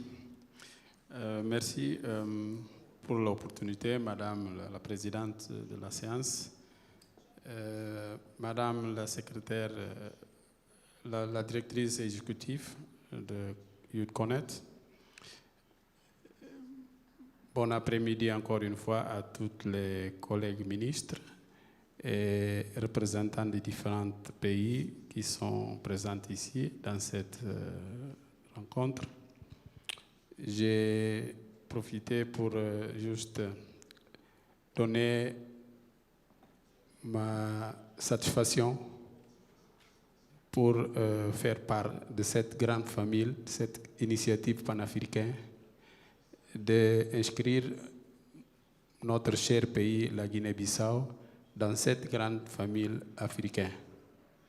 Je vous remercie, madame. Je remercie les autorités rwandaises pour l'invitation, pour l'accueil et tout le séjour agréable qui nous a été réservé à nous tous dès notre arrivée dans cet bel pays, un pays inspirateur de toute une Afrique qui veulent la paix, la stabilité et le développement soutenable. Donc je vous remercie. En tant que le pays, la Guinée-Bissau est déjà dans cette famille. En venant, on n'avait pas toute une idée. Moi personnellement, c'est vrai que d'autres collègues ont été déjà dans les autres éditions, mais vraiment, ce que j'ai appris ici dès notre arrivée m'a interpellé beaucoup. On avait estimé qu'après cette participation, on allait mettre en place un réseau national de YouthConnekt, en travaillant avec la PNUD, qui a structuré déjà un projet pour la création d'un centre d'innovation technologique au pays, en appuyant toujours la dynamique de la jeunesse de la Guinée-Bissau. Nous allons renforcer le dialogue national entre toutes les structures de la jeunesse. Nous allons travailler pour promouvoir le volontariat en tant que le premier emploi des jeunes dans notre pays. Nous allons travailler pour promouvoir la création de mécanismes nationaux pour aider à faciliter l'accès des jeunes au système de financement des activités génératrices de revenus. Nous sommes engagés à travailler dans le sens de renforcer l'autostime de la jeunesse et de le faire capitaliser, valoriser la culture nationale. Et c'est ce que nous estimons que la jeunesse africaine a besoin de prendre leur culture comme la force pour aimer, pour développer l'esprit nationaliste de chaque pays, mais l'esprit panafricaniste que nous avons besoin pour défendre notre ressource, pour défendre notre continent, pour le rendre capable et résilient aux chocs externes. Merci, Madame la Ministre. Merci à toutes les autorités rwandaises. Merci.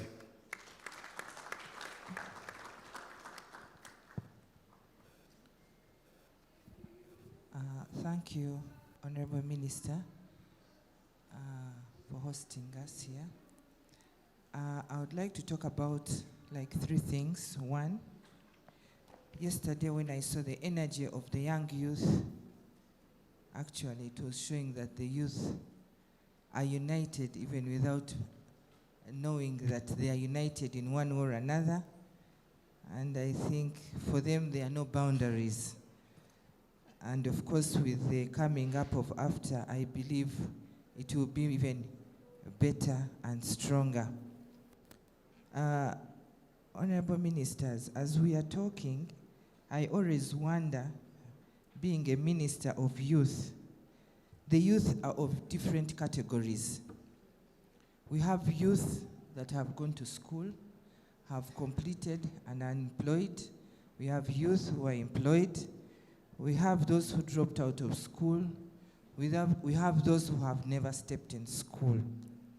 So as we are addressing YouthConnekt, I think we should also come out with programs that can also address issues of these youth that do not get a chance to go in school.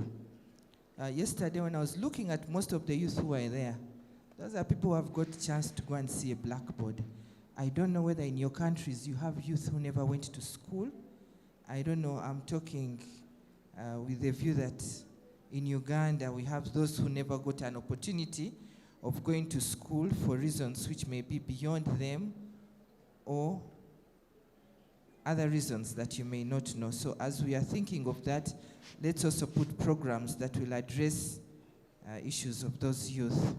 As in Uganda, YouthConnekt, Uganda chapter, was officially launched by the President of the Republic of Uganda through the assistance of UNDP Uganda office, and it was officially launched on the International Youth Day. And as we speak now, we have already submitted our application to the hub, and we hope that we are waiting for a response. Whether you reject us or you put us there, we are waiting. And of course, working with UNDP, we have formally put up an office, and one of the things that we are looking up to, since 2017, YouthConnekt has been there, but not officially. And we have youth that have been within the system since 2017. So I was requesting that we have a database, and we know, ever since we started this program, how many youth have we touched? How many souls have we reached to in every country? Then we shall know that as we are growing strong and even going beyond the continent, we have something we are talking about. Of course, COVID-19 really worked very hard and against the youth, but it has been an eye-opener for many of the youth, especially for those who have positioned themselves, and of course, mostly for those who have seen the blackboard. And it has hit most those who have not. So we have also to look at that. As we think of, we need to open up platforms for the youth so that they are able to know what spaces have we opened up for them, especially in our countries, so that they are able to position themselves. Some of them may be eyeing, thinking the only way to make my voice be heard is joining politics. But there are other platforms where they can talk and can be heard. And of course, when they talked about the issue of sexual reproductive health, it also comes back to us. When you look at yourself, at your level, how often do you sit with your children and you're point blank? You tell them, this is how it's supposed to be. When you get tempted, use a condom. Who can risk in the African setting? There is a way we should simplify it so that even you, at your level, you're able to talk to your children. If we are unable as leaders, I imagine it's even worse with others. Something needs to be done. Thank you so much. Thank you, Honorable Minister. Thank you, Honorable Ministers, for the continued engagement. We have one final intervention before we proceed to the next part of the program from the Honorable Minister, Deputy Minister from Ghana. Thank you. Thank you so much. Honorable Chair and our steering committee members, thank you for the opportunity. First of all, I would like to thank the Honorable Chair for giving Ghana the opportunity to host last year YouthConnekt in Accra. I also want to thank members here for your contribution and support during the event. Ghana is so glad to have hosted you last year. I must say that we learned a lot from members, which has really helped us a lot. Now, if I look at the theme for this year's event, that is accelerating investment in youth, resilient Africa. For me, representing Ghana, there is no way we can achieve this theme when we don't take steps to increase investment in youth and then make them resilient. What then do we need to do? First of all, we can only achieve this by providing opportunities for the youth to unleash their potential and prove their capabilities. Before we can do this, we then need to remove the barriers that prevent the young people in Africa to become successful and capable of handling different socioeconomic challenges in Africa.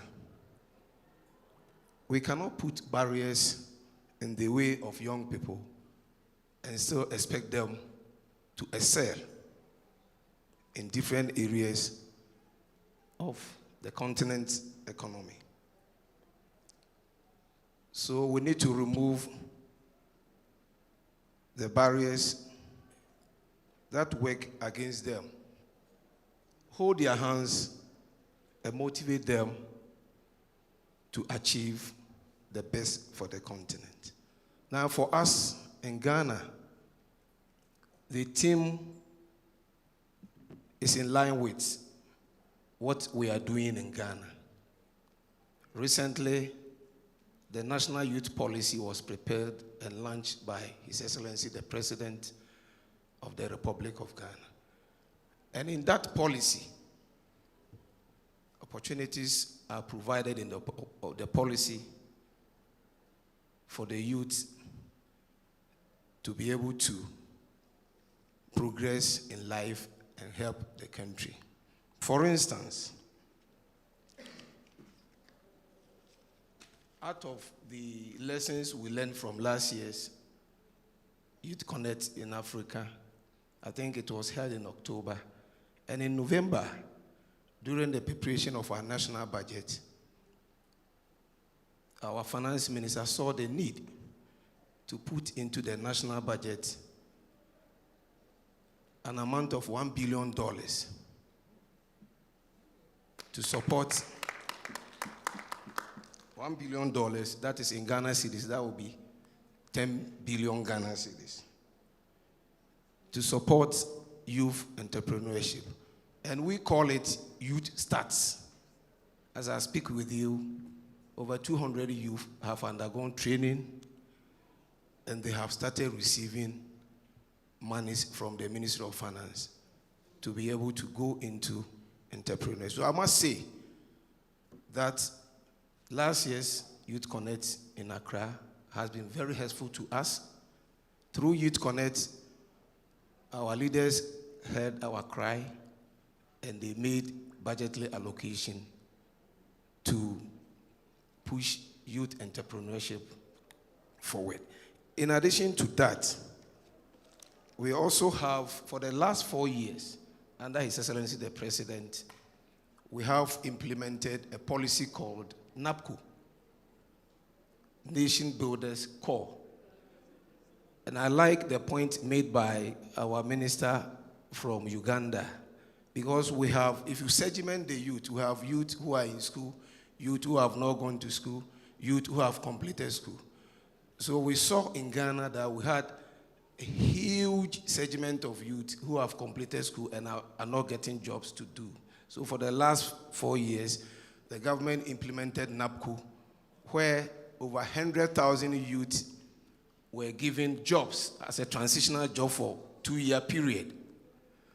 Now the program has come to an end, and 50% of that number, 100,000 youth, have been given opportunity, or they have been transformed into the public sector, and now they have permanent job.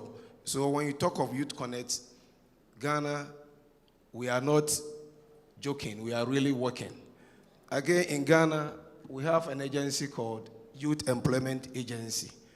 That is where that policy is targeting young people who have completed senior high school, senior secondary school, or high school, and are not able to continue to tertiary and other colleges of education. you can't leave them behind. You need to hold their hands and pull them along as we struggle to develop the nation. Under Youth Employment Agency, opportunities are given to this category of young people to work as community police, where they are attached to the security agencies to undergo training, and they assist them in providing security. Then again, some are also sent to the hospitals to work at the ward as ward assistants. So these are the things that we are doing in Ghana when it comes to YouthConnekt. I spoke about the need to remove the barriers if we really want to push young people agenda forward. So for us in Ghana, one of the key barriers that we have removed for the last 4 years is access to education. Access to secondary education was a problem because we had a lot of parents who couldn't pay money. So our government, since last 4 years, has been implementing free senior high school policy. So today, as I speak with you in Ghana, senior high school, 1 up to 3, ours is 3 years. It's free. Government provide uniforms, teaching and learning, everything free. And we have a lot of young people who have been able to go to school. So I must say that to be able to achieve this year's theme, there is the need to remove the barriers that hinder the progress of young people in the continent. Thank you so much.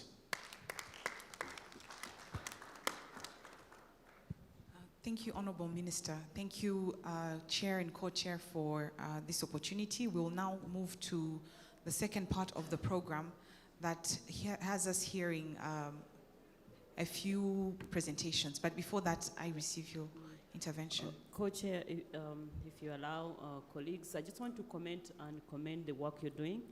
I thank you so much for the presentation from colleague ministers. It shows the leadership that you're taking in terms of implementing this continental and Pan-African. I really want to appreciate also the comments that were raised that we need also to rethink on what we're doing. I appreciate the minister from Namibia. I think she has left. The approach they took is very, very, very good, and I think it could really be an example for all of us, taking YouthConnekt as a catalyst. It is not coming to duplicate other programs, because some of them existed.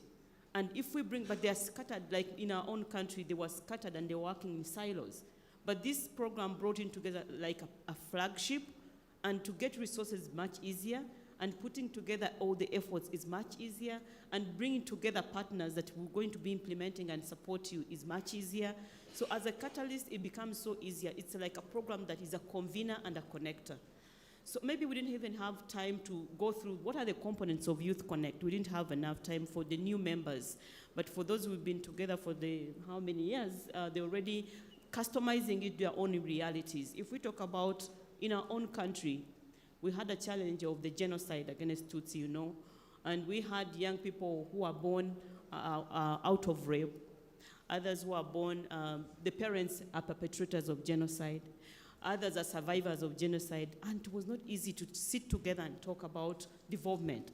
Unless you iron out these differences and this unity, you cannot talk about development. So YouthConnekt, there was a platform that was created under YouthConnekt, which is called YouthConnekt Dialogue. And it was the districts, and we went from district to district, and we went with artists to talk about unity and reconciliation, to tell them about the history, but also tell them you had no role to play in our past, but you can play a role in your future. That is one component of YouthConnekt, which is about dialogue. Another component is about entrepreneurship. How do we support entrepreneurs who are in the rural areas who have innovations that are solving problems within their communities? And so there, you had His Excellency talking about the development fund, the business development fund, which was also coming in synchronization or bringing it to reinforce on YouthConnekt program. So another program is about access to markets, especially now with the continental free trade areas. How can we support the Ministry of Finance? How can we support ministries of trade and industry? We work very closely with the Ministry of Trade and Industry in Rwanda in promoting Made in Rwanda and selling within the young people, but also crossing borders. Right now, our young people we went with in Ghana, in Accra last year, they're already doing business with colleagues from Ghana in Accra, and they're already doing business. And if you saw the excitement that everybody's talking about, my colleagues, you talked about what you saw yesterday, it shows that if we give them platform, this is the future of Africa. If they are still working together, if there are no gaps or issues of borders that were created by colonization, that were family members this way and the other across the boundary, they can't even do business together. The way they were together shows us that we can do much more, but for them, they're already connected. And I think what we're doing is a catalyst, is bring together whatever everyone is doing. If you look at my colleague from Malawi was talking about, we work with the Ministry of Ministry of Labor in Rwanda, and we have a national employment program that brings Ministry of Education, that brings Ministry in TVET, that brings together Ministry of Finance to know what kind of projects we have, that brings together the Private Sector Federation, because they're the creators of jobs. So it is kind of a convener, a big platform that brings everybody. What are you doing so that we don't duplicate each other? What else is missing out? Even development partner, even the civil society that we have, when you don't follow up, they are into different locations, doing similar things, and everybody comes to train youth. Everybody comes to train youth. And at the end of the day, you ask, how many did you train? And how many got jobs or created their own jobs? So if there's a platform that creates synergies and filling each other and complementing each other rather than duplicating each other, even resources becomes much more minimized and maximized for optimal outcomes. So it's kind of a convener, and it can be customized depending on the realities of each country. Our country, it was ethnic divisionism. Other countries, it's about religions that can be used, and we bring these young people to develop their country. Others is about mindset change. The patriotism that we saw with our young people that we saw yesterday, the way they were so proud of their continent, it's so amazing. You always meet young people complaining about us leaders. I think my colleague mentioned, they say, give us this. It's not about being a member of parliament that will make them a leader. If they can even be a leader within their communities, they can be change makers within their communities. And when we see the energy that they had, everybody having a flag, my young people almost killed me. We don't have a flag, and how come? I told them, how did you come here without a flag? So you could say, you see everybody has a flag. Others were telling me, can you leave us join? The young people from Uganda were telling me, they have stopped us from crossing. We want to go in front there and show them our flag.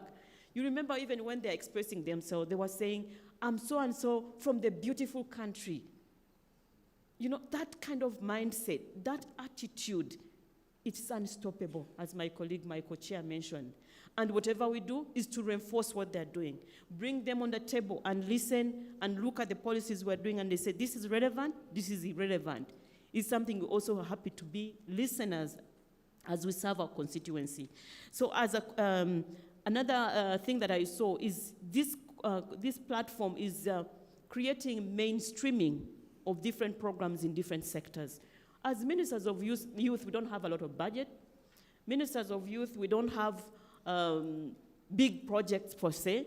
What we are doing is mainstreaming youth in all sectors, and that is YouthConnekt. It is connecting youth to unconnected. It is connecting youth to access to skills. It is connecting youth to access to markets. It's connecting youth to information. It's connecting youth to peer-to-peer. It is a connector. It's a bridge that you have in your countries, different programs that you have, but it becomes a connector. And I think it is very possible when you create that linkages rather than to bring us something new and it is going to be a duplication. When it was starting, we had a consultant that went across the country to look at what kind of programs. Honestly, colleague ministers, we had over 600 initiatives of youth empowerment and more than 700 partners. If we bring them together and we convene whatever we're doing and we have strategic programs that we implement together, that is YouthConnekt, that is connecting them to different programs. So if we come back to some of the issues my colleague has left, about different categories, because youth are not homogeneous. With different groups of young people, we need a specific program that is tailored to their needs. And the platform here is not to say YouthConnekt has every solution, but instead it is a platform where we can learn, Sierra Leone did this and did. Can it be applicable in Rwanda? For the youth who have never gone to school, yes, it can be done. I start implementing. You learn from it. Maybe there's another example I think I had from Ghana. He was talking about those who have never gone to school. I have a number of them, many of them as well. And then we say, what do we do to make sure that really those who have never gone to school can access TVET, vocational training that we have in the youth centers, on and on like that. I just want to emphasize that it is not one size fits all. It is to customize it to our own realities. But when we come back here, let's hear what you've done best, and we learn from it. And then we don't disappoint this energy of the young people that we have seen. Concerning the new members, I don't think we have any objection. Colleagues from Uganda were members before, but they wanted to make it official through the hub. I think the hub will handle that as soon as possible so that they are already counting them as members, don't we? So we are really happy to see what we can do. For the Continental Free Trade Area, it is for these young people. How do we advance it? And I thank you very much for your input. I was taking notes. There's a lot we are going to be implementing in Rwanda. I thank you so much. I don't know if my co-chair has something to compliment. Thank you, Co-Chair. I haven't got much to add to that, but just to say, even for us as UNDP, we are learning from you and hearing the experiences that we've just heard from the Honorable Minister from Ghana, that after holding the last YouthConnekt, the Ministry of Finance was able to allocate $1 billion to support youth entrepreneurship. That in itself, gives us a lot of courage and hope that the work that we're doing here matters. The examples we've heard from other countries, that YouthConnekt is helping in Namibia to connect the dots and address SDGs. In other countries as well, the Permanent Secretary from Zimbabwe was saying the value for them was to come here and learn from others how they are tackling the same problems that they face. So this is an incredibly useful platform. And I think, if we can sustain it and keep going and build on it and have a way of recording the lessons we're learning and connecting in between, I think that will be very, very useful. So this has been very, very useful feedback for us as UNDP. Thank you.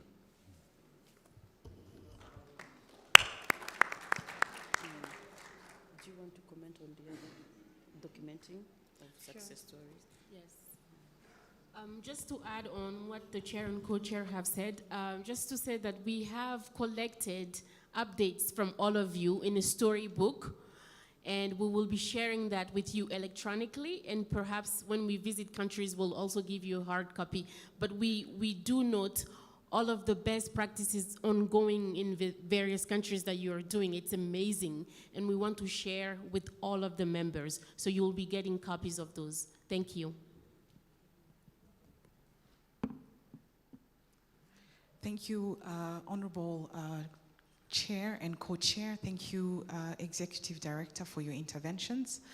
Before we proceed to the next part of our meeting, we had a brief overview to present, particularly for new member states on the YouthConnekt model.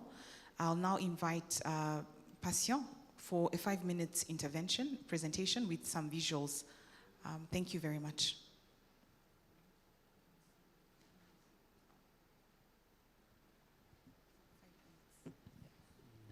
Thank you so much. I'm so honored to be in front of you. I will just present you the model of YouthConnekt. As Honorable Minister said, some of the components can be adapted to your respective countries. So in realities in Rwanda, we have 70% of youth and 75% of them are living in rural areas. And yes, having a good number of female among them. And then we have 28% of youth. The category of youth in Rwanda is 16 to 30 years. Next. So the YouthConnekt model was born out of that context of addressing the challenges that we are facing, and we initiated that with, in partnership with UNDP in 2012 as a model of connecting the youth with opportunities, skills, employability, opportunities, access to finance, civic engagement, and others. And we have initiated that with several models. The one that Honorable Minister said, it's a word that is regarding the innovation, the convention, which is gathering all the youth representative coming together and then like exchanging with the leaders. We have the YouthConnekt month and holidays. It's a month dedicated only for the youth.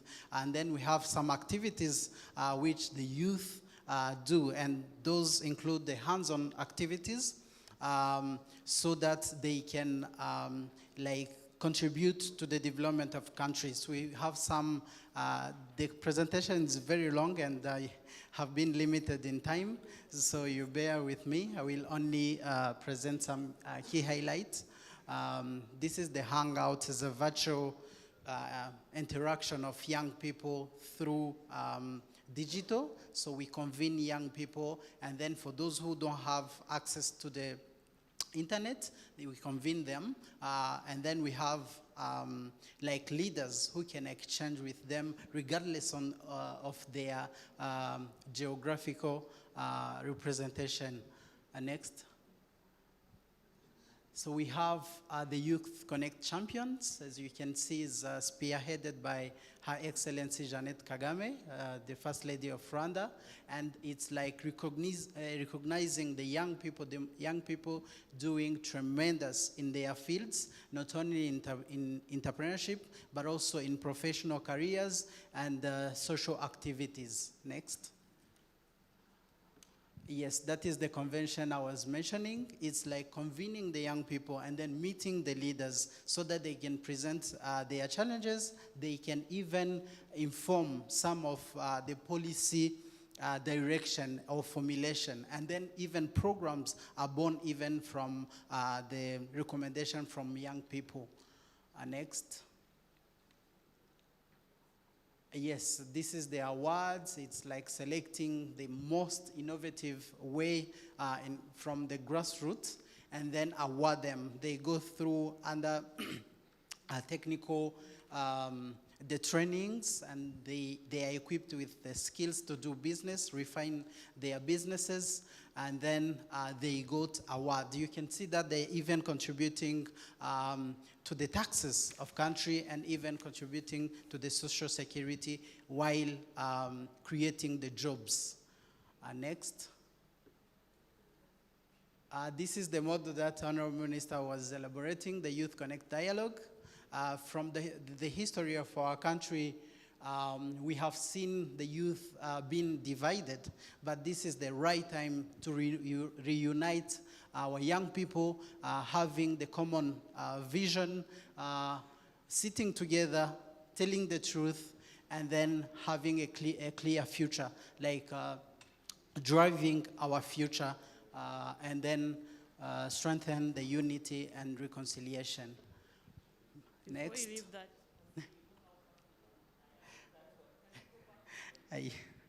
Those young girls, you see why they're there? He didn't mention. When we were going to the rural areas, having the dialogue, the YouthConnekt dialogue about unity and reconciliation, these two girls, one of them, they're called Jeanne, both of them, and one lost her parents. Can you put back on the screen?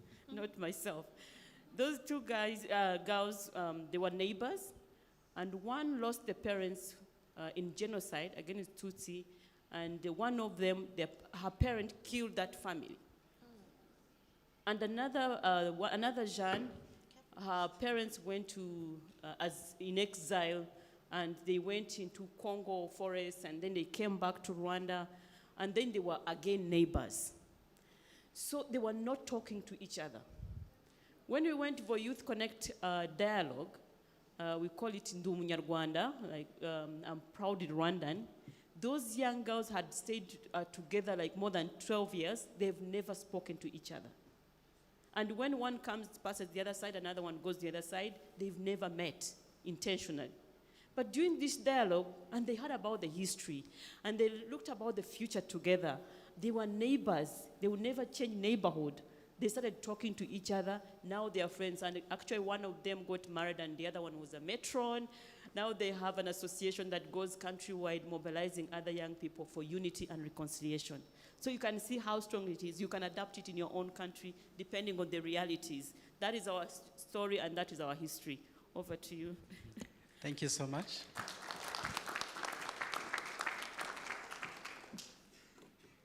Yeah, next, please.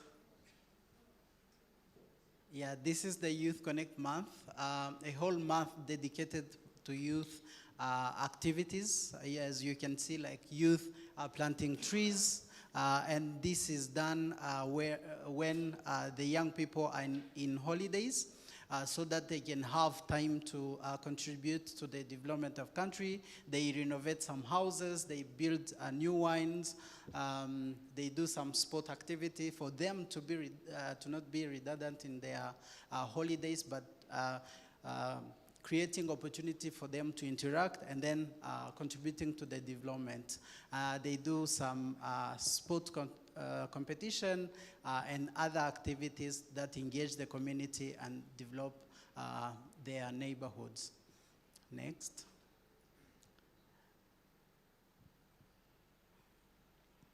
Yeah, so this is the mainstreaming part that Honorable Minister was elaborating. As you all know, the Ministry of Youth cannot have the funds maybe for agriculture, or having the funds for the road maintenance, or even the climate change. So for what we do, it's like we follow where the money goes. As the Ministry of Agriculture has some fund in agriculture, then we partner with the Ministry of Agriculture, and then we do a program. Particularly for this, we have a program of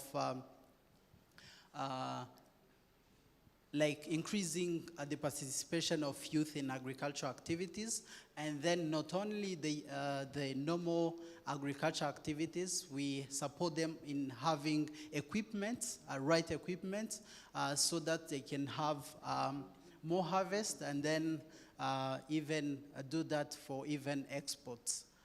The road maintenance, similarly, we do partner with the Ministry of Infrastructure. Then we support the young people, the young engineers from the communities. We support them with getting the right equipment so that they can maintain the feeder roads or the unpaved roads, so that the roads are better in always. And then we have the Eco Brigade program that engages the young people in climate change. As you can see, our country is mountainous, so we have heavy erosion. So we engage young people to do some terrace so that like we can limit erosion, and then we group them through cooperative so that while they're doing that activity, they save. And then after that program, they can sustain, they do a project as a cooperative, then after they are sustained even when the program is done. Next, please. So we have the YouthConnekt mentorship. As you saw, other activities in an entrepreneurship. So young people or young innovators or young entrepreneurs need to be equipped with right skills, but also being linked with those successful people that they can mentor them, can support them to strive and even go beyond. So we have the YouthConnekt mentorship. We have some mentorship facilities. and then we link the young people with mentors. And then, as Honorable Minister from Ghana said, last year we were in Ghana with 30 young people, going there to seek partnership, to seek linkages, and then expand their businesses. Next. Yeah, we have several programs. Maybe I cannot mention them all. This is the Art Rwanda. It's like accommodating the young artists, supporting them from their talents, to commercialize their talents, because we saw that we have some young talented people, but they don't know how to commercialize their talent, so we support them through incubation in various areas so that they can get money and even contribute to the economy from their talent. So I'm told my minutes are over, but all those components have a specific category of targeted people, and even concept as we can share this presentation so that you can have more information. Thank you so much. Thank you very much, Patient, for that presentation. Honorable Ministers, we will now proceed to the second part of the program. Please allow me to receive Mr. Suleiman Dao, who will give us an update on policy analysis work that we have been doing to review national youth strategies. It will be a brief presentation, very summarized, because we are aware that we have been here for a while now. 10 minutes. Thank you so much. Honorable Ministers, dear guests, allow me to extend a warm welcome to the summit organizers for the warm welcome we have got, since our arrival. I'm Dr. No Suleiman from Senegal. Have been honored to join with a team of consultancy to do research on national youth policies and strategies in YouthConnekt Africa member states. If the presentation is ready, I will go straight to the findings and best practices for that. Yeah, can you skip just a little bit? All right. So here are the team of consultancy conducted by Professor Nongo from Senegal, Livinia Ade Mensa from Ghana, Osei Bafu Frimpok from African Union, and today myself, I'm the presenter, Dr. Suleiman Dao. You can skip the outline. I think it's not necessary because we're facing a few background information related to Africa demographic profile and its relationship with development in countries, and the continent has gained considerable attention in policy making and research arena and national, regional, and international levels in recent years. Africa's demography shows that the continent has the youngest population in the world.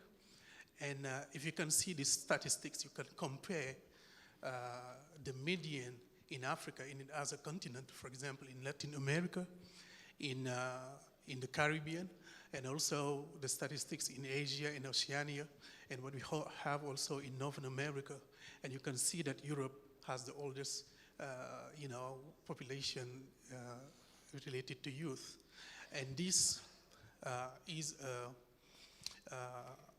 might be a great opportunity for Africa to consider this as a main perspective as far as taking care of youth is concerned. Can you move on to the next slide?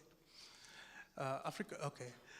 However, what is necessary to highlight is it is a double-edged sword, because as a young people in African states continue to face major challenges in terms of access to higher education, employment, health, and participation in decision-making process according to UNICA, Research 2011. The socio-economic conditions of Africans have improved in recent years, but not significantly. There has been a great increase in school enrollment, which is also a positive thing over the past 20 years, and the gender gap in education has been narrowed down, which is also a positive thing. Can you move on? The youth bulge could result in demographic dividend of improved productivity and economic growth made possible by a large young population, healthy force, and relatively dependent population, assuming the cost of increased demand for basic public services can be met also. Can you move on? This is also an imperative, as this imperative has informed development and activation of varied policies, development, youth development policies and strategies, and at the international level, regional, national, to address young people needs. Can you move on? At the continental level, the African Union has established the African Union Division, the African Youth Charter, within the agenda of 2063. Among others, are also network institutions and frameworks that seek to place African youth at the heart of the continental development drive. At the global level, the United Nations Security Council Resolution 2250 on youth, peace, and security, adopted in 2015, is among the seminal frameworks adopted in the African Union, by the African Union. There is also the regional economic communities and member states also with the participation of youth in peace-building processes and representation in decision-making at all levels. Can you move on? I think we can skip that. You've understood all the, yes, you can skip that, and you can go straight to the, yes, the objectives of the study are split up into two objectives, overall objective and specific ones. And the main objective of the research was to analyze national youth strategy among YouthConnekt member states in Africa. It seeks to provide analysis of national youth national strategies of youth member states in Africa for the implementation of the African YouthConnekt.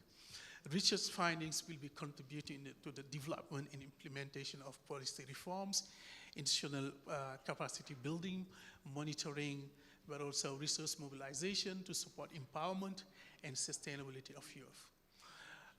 For the specific objectives, which was to analyze and review selected national youth policies among some member states, YouthConnekt member states in Africa, and assess also the implementation of national youth policies for the operationalization of the African Youth Charter, and also assess the implementation of national youth policies and as policies affecting the socio-economic of policy. You can skip that part. Now let's go straight to the key challenges and gaps which the study have identified. There are many challenges or gaps in terms of youth leadership, in governance and peace building and security.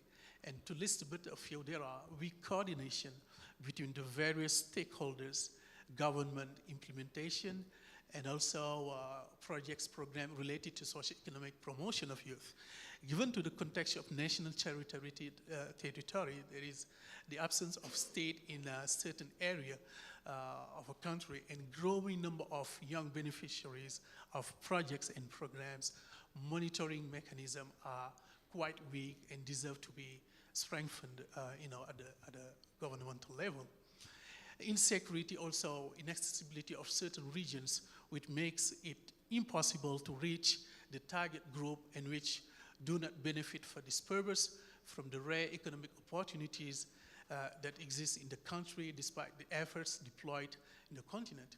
There's also weak implementation of the political agenda linked to security and the reluctance of some partners to support the government in implementation of this priority. And despite the efforts, there are also many gaps or challenges in terms of youth skills and employment. To list but a few, there are the following, there is an increased gap between the policy responses in educational curricula and the demand in the market of labor and job creation. There is also a challenge of weak monitoring and evaluation system of youth skills programs, resulting in insufficient feedback on policy outcomes and impacts. There is lack of sustainable funding for youth skills and employment programs, weak public-private partnership, which is PPP, which continues to undermine effective implementation of youth skills and employment programs. There's a lack also of disaggregation of needs of specific youth groups, such as gender and also persons with disabilities. In terms of youth well-being, the result unraveled the following challenges to the implementation of national policies and programs to improve the well-being of young beings in the countries. Socioeconomic challenges facing countries in Africa have pushed governments to systematically reduce funding to critical social sectors that have direct impacts on the quality of lives. Social services, service infrastructure and delivery in most African states in unevenly distributed and concentrated in urban centers in comparison with what's happening in rural area. Young girls and persons with disabilities, especially in local communities, constitute, to be at the peripheral of livelihood empowerment programs and limited access to education and healthcare. In terms of key challenges related to, also entrepreneurial and access to the market, I think you should go back to the previous slide, which is also important. The COVID-19 pandemic and restriction measures, especially closure to borders, have also limited access to, for limited use from access to market, international market or continental markets. There is less interaction between youth among the same continents to freely exchange and share. There is lack also of sustainable funds to support youth entrepreneurship program and inadequate capacity, knowledge and understanding of the market and business also, which has been really mentioned. And stringent conditions attached to bank loans because there is a high interest rate that is that youth are facing when they need to have access to funds from the banks. This also, you can go next to the next slide, please. In terms of access to infrastructure and new technology, parental lack of trust, especially in young girls with cell phones of internet access, created gender inequalities in access to digital technology.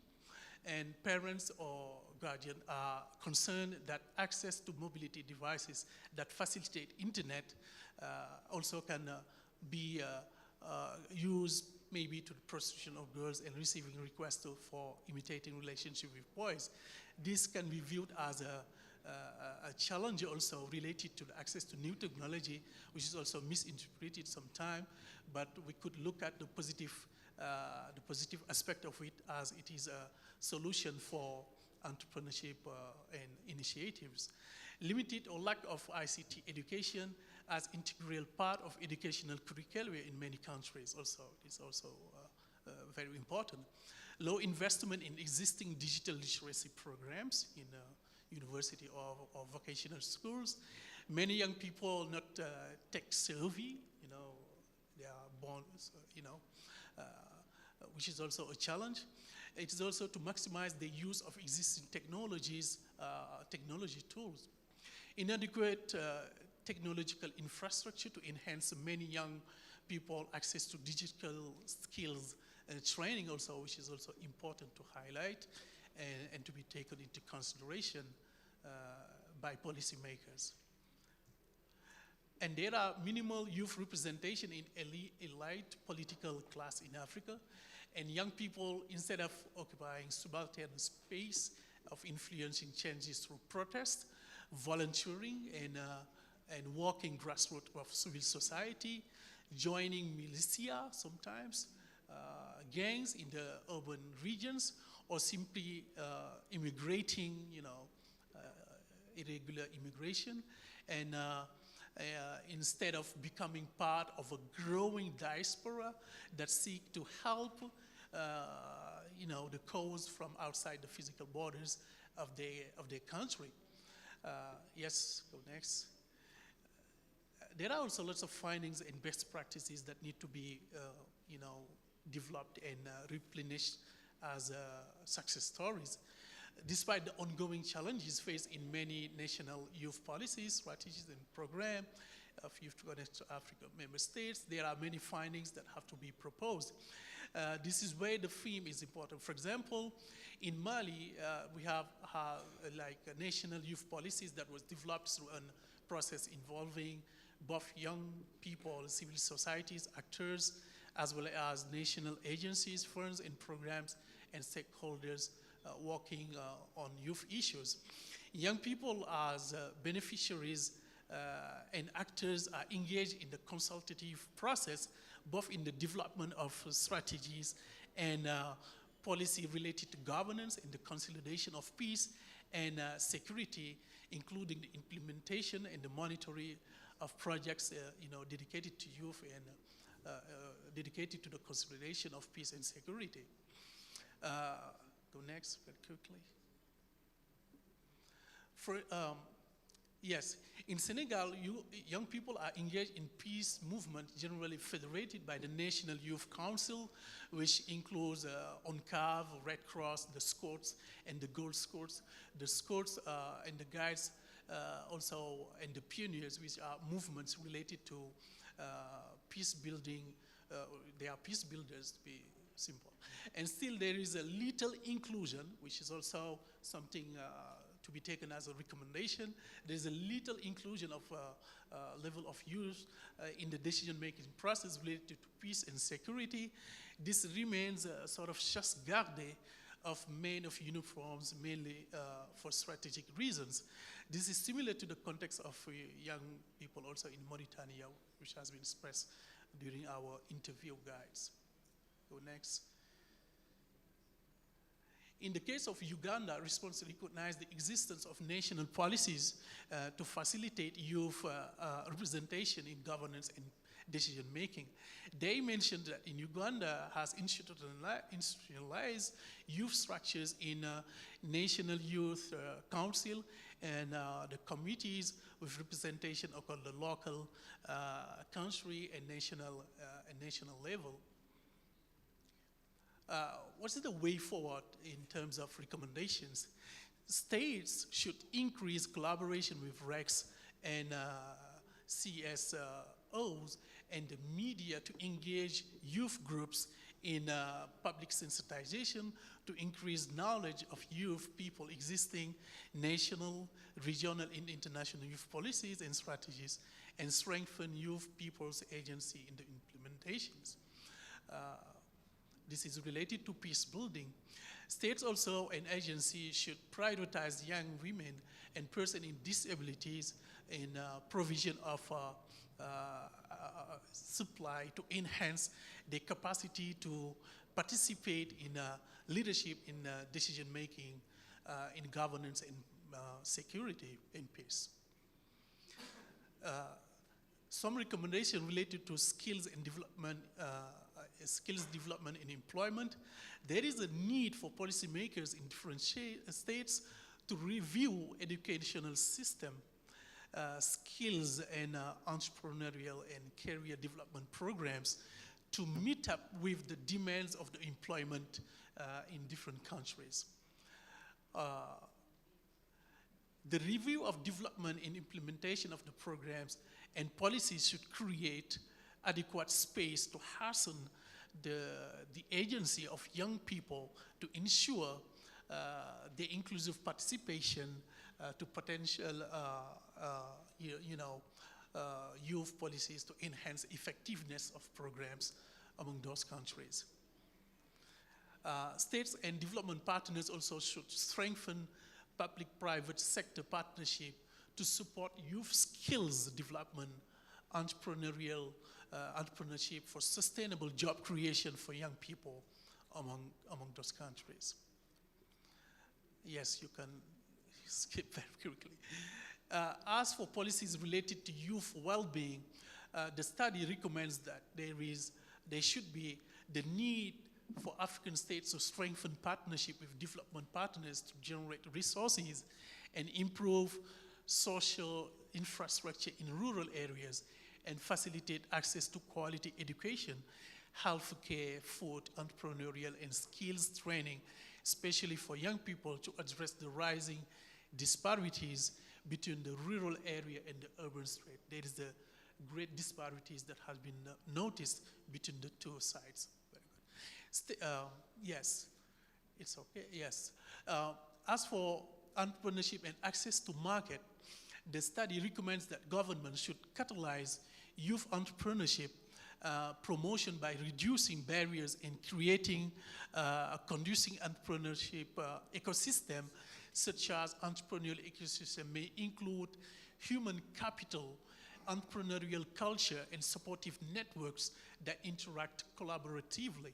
There is also the need for critical stakeholders to integrate relevant education with entrepreneurship to facilitate entrepreneurship skills and development. This will also contribute to strengthening youth capacity to start and manage businesses or startups. Stakeholders should employ and support smart and effective financing for startups. This will create access to young people, to to startups, capital and other types of finance to create and grow their new businesses. Stakeholders also should increase mainstreaming for gender responsive in youth entrepreneurial program. The gender representativity in youth program, in youth entrepreneurial program is also important because gender also, the issue of gender should be really reflecting everything, every study or every program related to entrepreneurial or entrepreneurship. Okay, I think, yes, there is need for the stakeholders to increase. I think this I already dealt with it previously. Yes, I think I'm near the end. Maybe would you mind moving to the, yes. Stakeholders of youth ICT and digital skills program should prioritize specific need of young women to promote digital literacy and enhance their capacity to access to digital technology to promote their startups. Sorry for being long. I think the study was also very generous to providing best practices among the selected member states, YouthConnekt member states, that was used as sample size to do this study. Thank you so much, and my warm gratitude to the organizers.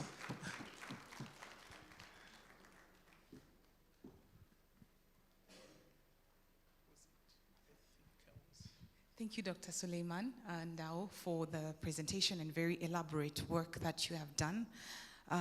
Perhaps to respond to one of the concerns that have been raised by this study, we have with us in our presence our partner, the African Development Bank, which would like to share some of the response work that they have in place for young people in particular. Thank you. Thank you very much. Honorable Minister, as Chair, through you, if I can recognize all the protocols on the table at the House at large.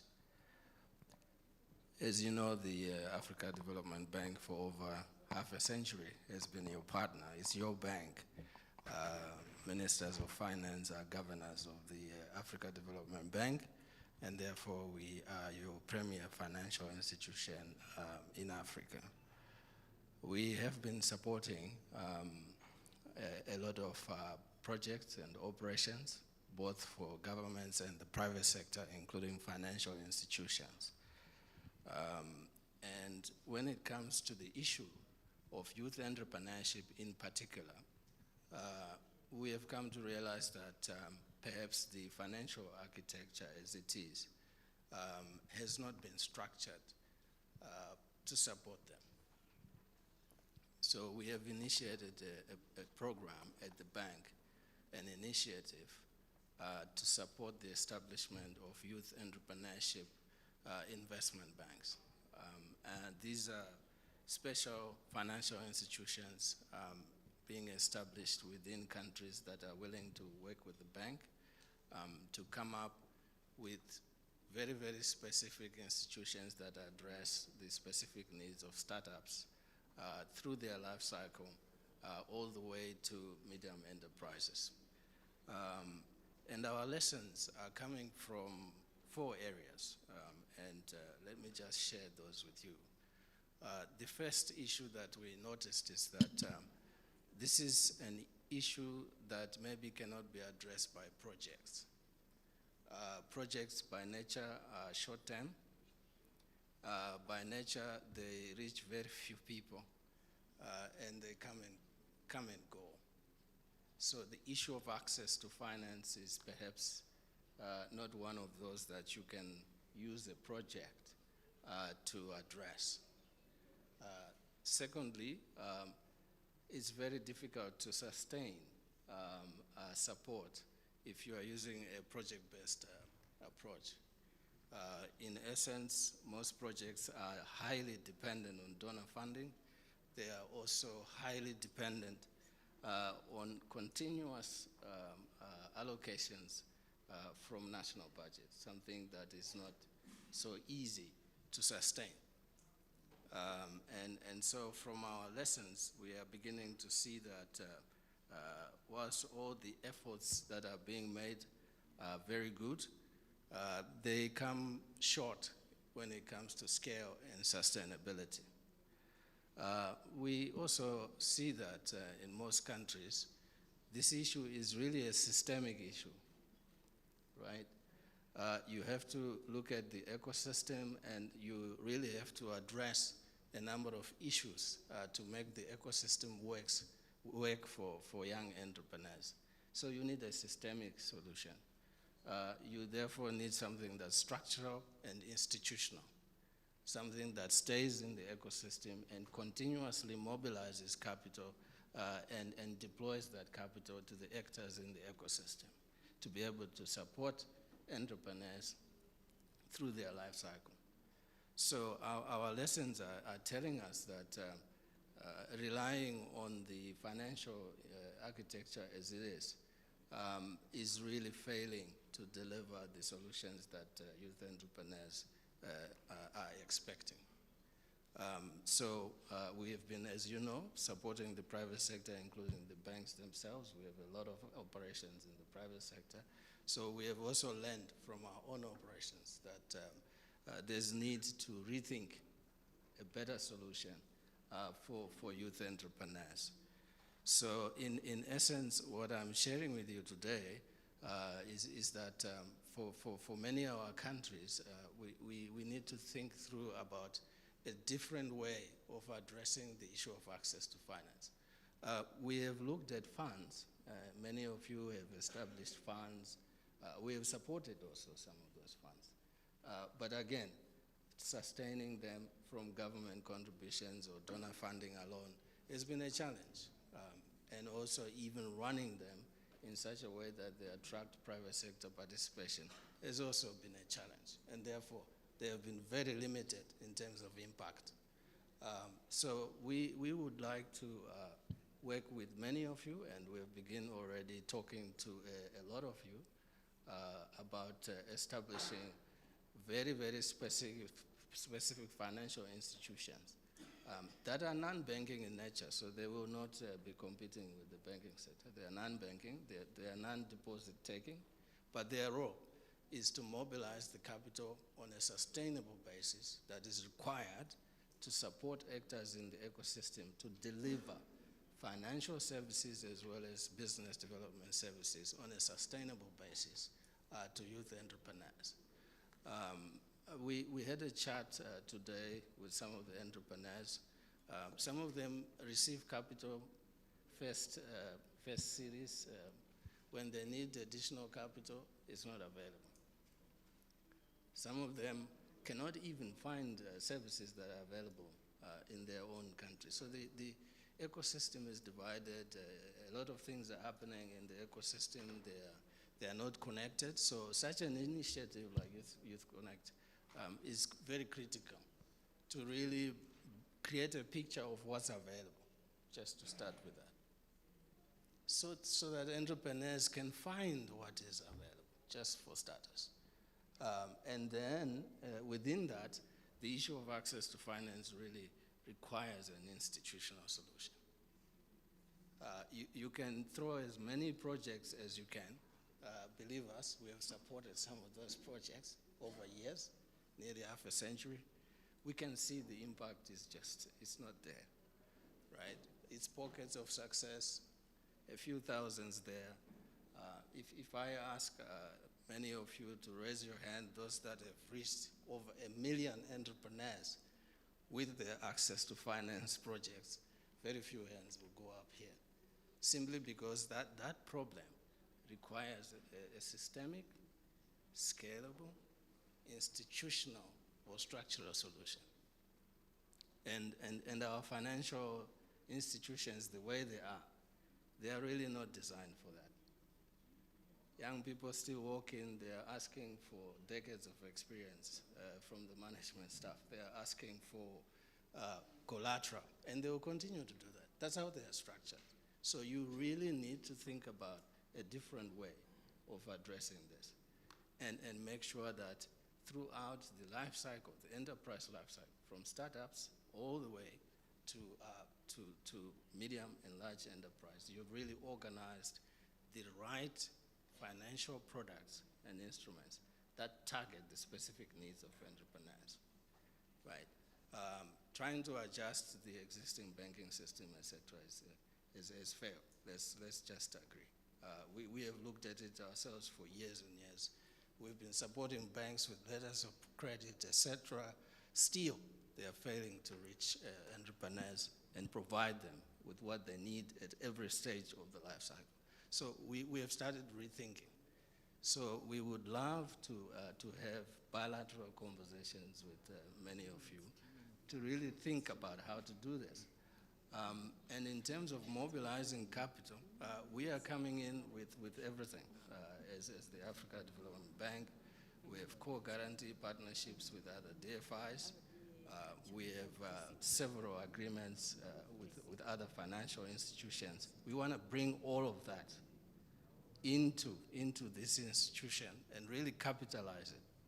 So it's really an ecosystem anchor. Its role is not to directly provide funding, but it will make sure that those resources are available to actors who have the financial products and services that are correct for this target group. So it will provide guarantees to de-risk youth entrepreneurs as investable assets. Here we are talking about investment. We are not talking about empowerment, etc., etc. We are talking about investment. So a youth entrepreneur is an asset that gives returns. So we're not begging. We are actually saying that young people have assets that are investable, that can give you returns. So we are inviting capital into this institution for economic and social returns. So it's about investment. So we really need to think through a solution that lasts, that delivers results at scale, and that is sustainable. And this is the initiative that we have started with the Africa Development Bank. So I invite you to talk to us, and we can work together, make sure that we establish what really works. Otherwise, I think over-reliance on a system which was established centuries ago and was never really considerate of the amount of entrepreneurship that we now have on the continent is simply not working. So thank you very much.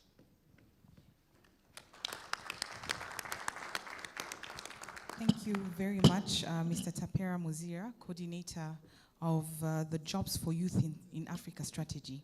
As a younger person in the room, before I pass the mic to the next person, I would like to say that it's the first time that banking is making sense. So thank you. I would like now to invite Dr. Rosalind Akombe, who will deliver a few words of wisdom to us. She's the Regional Governance and Peace Building Coordinator at UNDP. Thank you very much, Grace. It's really tough to speak after, somebody who has simplified banking and a professor who has shown you what the challenges on the continent are, and a very powerful minister here, the minister from Rwanda, as well as the co-chair of this steering committee. But I will try. And I'll start with the wise words of Kofi Annan, our very own former Secretary General, the late, who says, there is no peace without development, there is no development without peace, and there is no peace and development without human rights. And I think that is where we come in from the United Nations Development Program, that we try to integrate all this. We try to ensure that we are sustaining peace, because as the Honorable Minister from the Central African Republic said to us, without peace, they cannot have development. They will continue having young people that are involved in violence.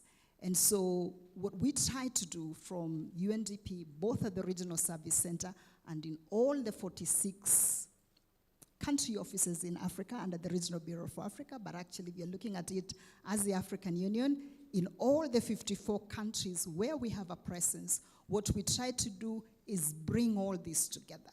Bring the peace elements, bring the development elements, bring the human rights elements, because sustainable development relies on us bringing all this together. And in all this, young people are central, because we've heard from the professor that the highest percentage of people in our countries are young people. So they have to be centered. I refuse to use the word including young people. No, you include minorities. They are the majority. You cannot include the majority. They are the mainstream. We, people my age, are the ones who need to be included in the development processes. They are the majority. And so even as we think about these issues, we need to remember that this is not a minority group we are trying to mainstream. This is the majority that we need to think about. So when we reimagine governance, when we reimagine development, when we reimagine banking, when we reimagine how we use innovation, we need to think about that, because these are the majority in our populations, and we need to make sure that we are looking at it from that perspective. I want to finish with two things. You know, we had yesterday the Deputy President of the Republic of Kenya tell us that policy is important. And we've seen it from working on various issues, including issues of gender. If we did not have Resolution 1325 from the Security Council, if we did not have the Beijing Conference in 1985, the issues of women would still be very far away. And that is why at UNDP, we have been focusing on ensuring that we are supporting policy frameworks at the national level that center young people. Because without those policies, we will all be giving them hot air. That was used in a Supreme Court decision, so maybe I should not be using hot air. I see Roland smiling because he knows what I'm talking about. So I shouldn't use hot air.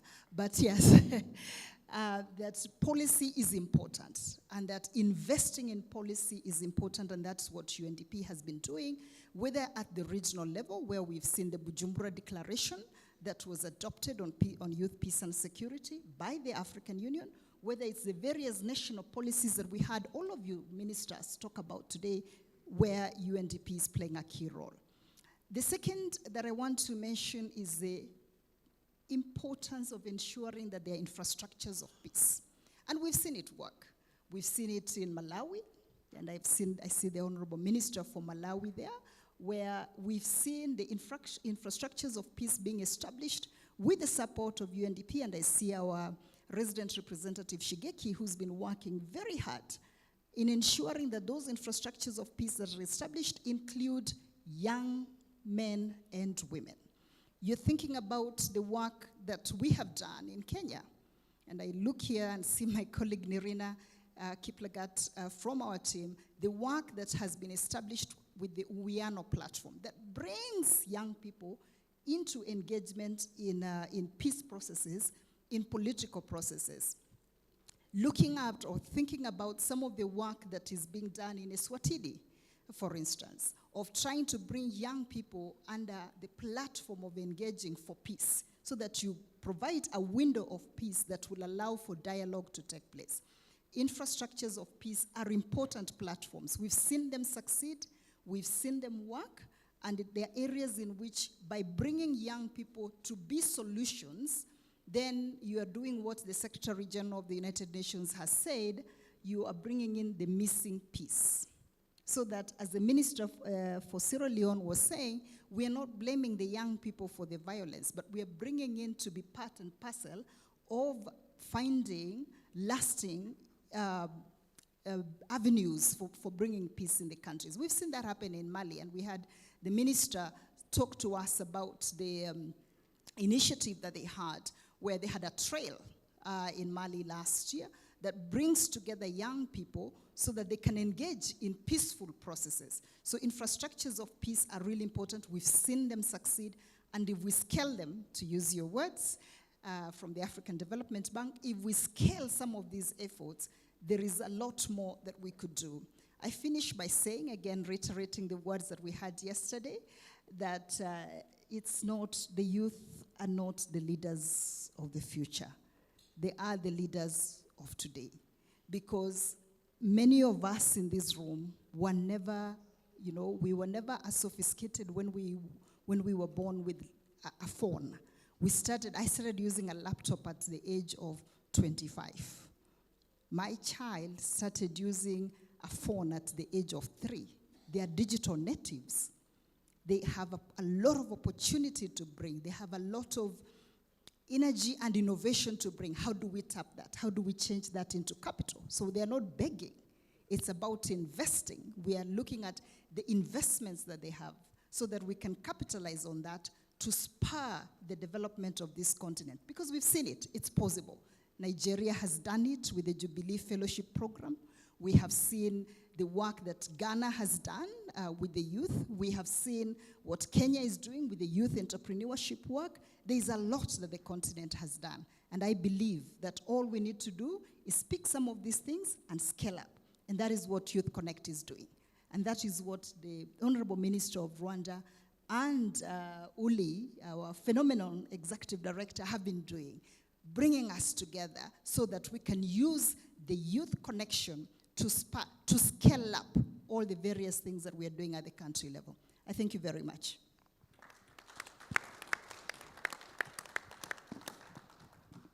Thank you, Dr. Roslyn, for this intervention.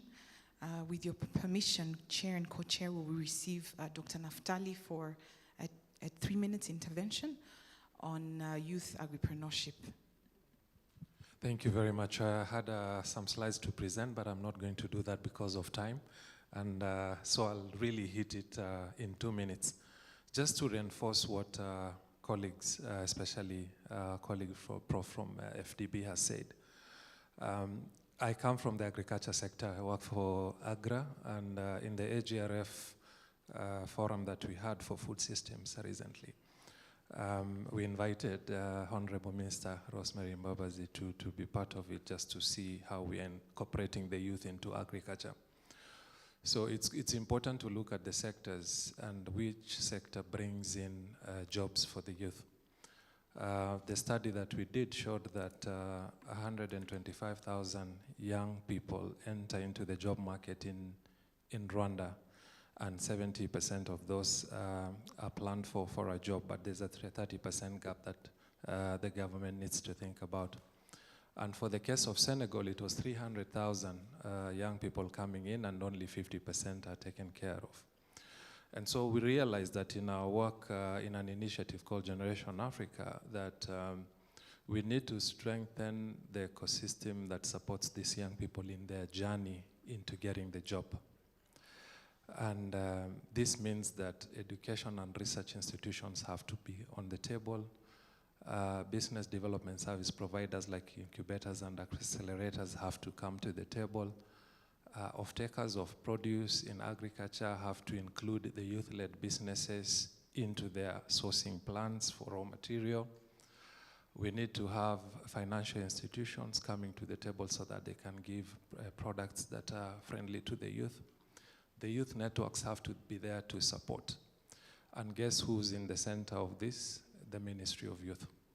So the Ministry of Youth is a convener and a mainstreamer to facilitate the mainstreaming that Honorable Minister talked about, and make sure that all these departments, the ICT to bring in technology, trade to make sure that the youth who want to export produce are in place, Ministry of Labor to make sure that all these initiatives are coming in for the youth. And so that approach, we called it the Youth Ecosystem Development Framework, which we are rolling out in countries, and development partners like MasterCard Foundation, USAID, Africa Development Bank have gained an interest in this, and the governments are also gaining an interest in this. So really it is a way of making sure that the private sector and the development partners and the governments are coming together to speak the same language. What benefits does this have? We reduce duplications. We reduce over-investments in some areas, like everybody wants to train youth. And we increase investments like proper mentoring of the youth to be able to hit the jobs. Thank you, I'll end it at that.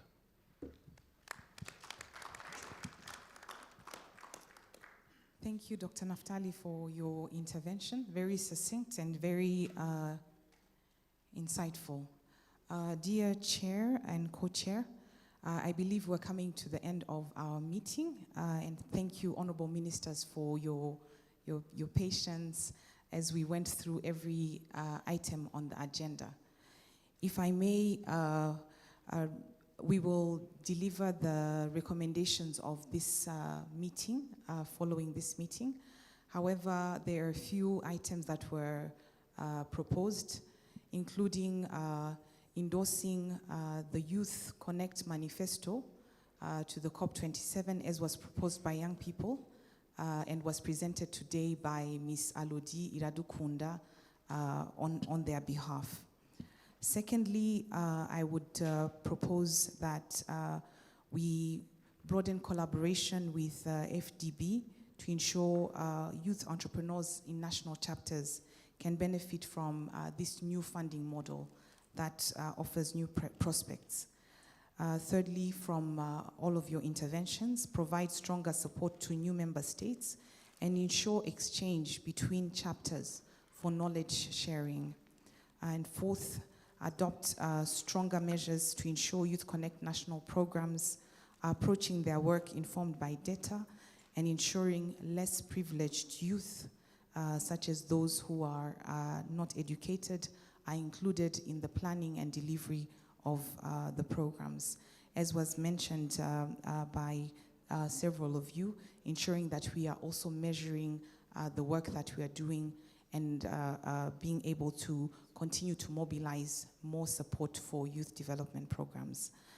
With that, I would like to hand over to our chair and co-chair for your final remarks.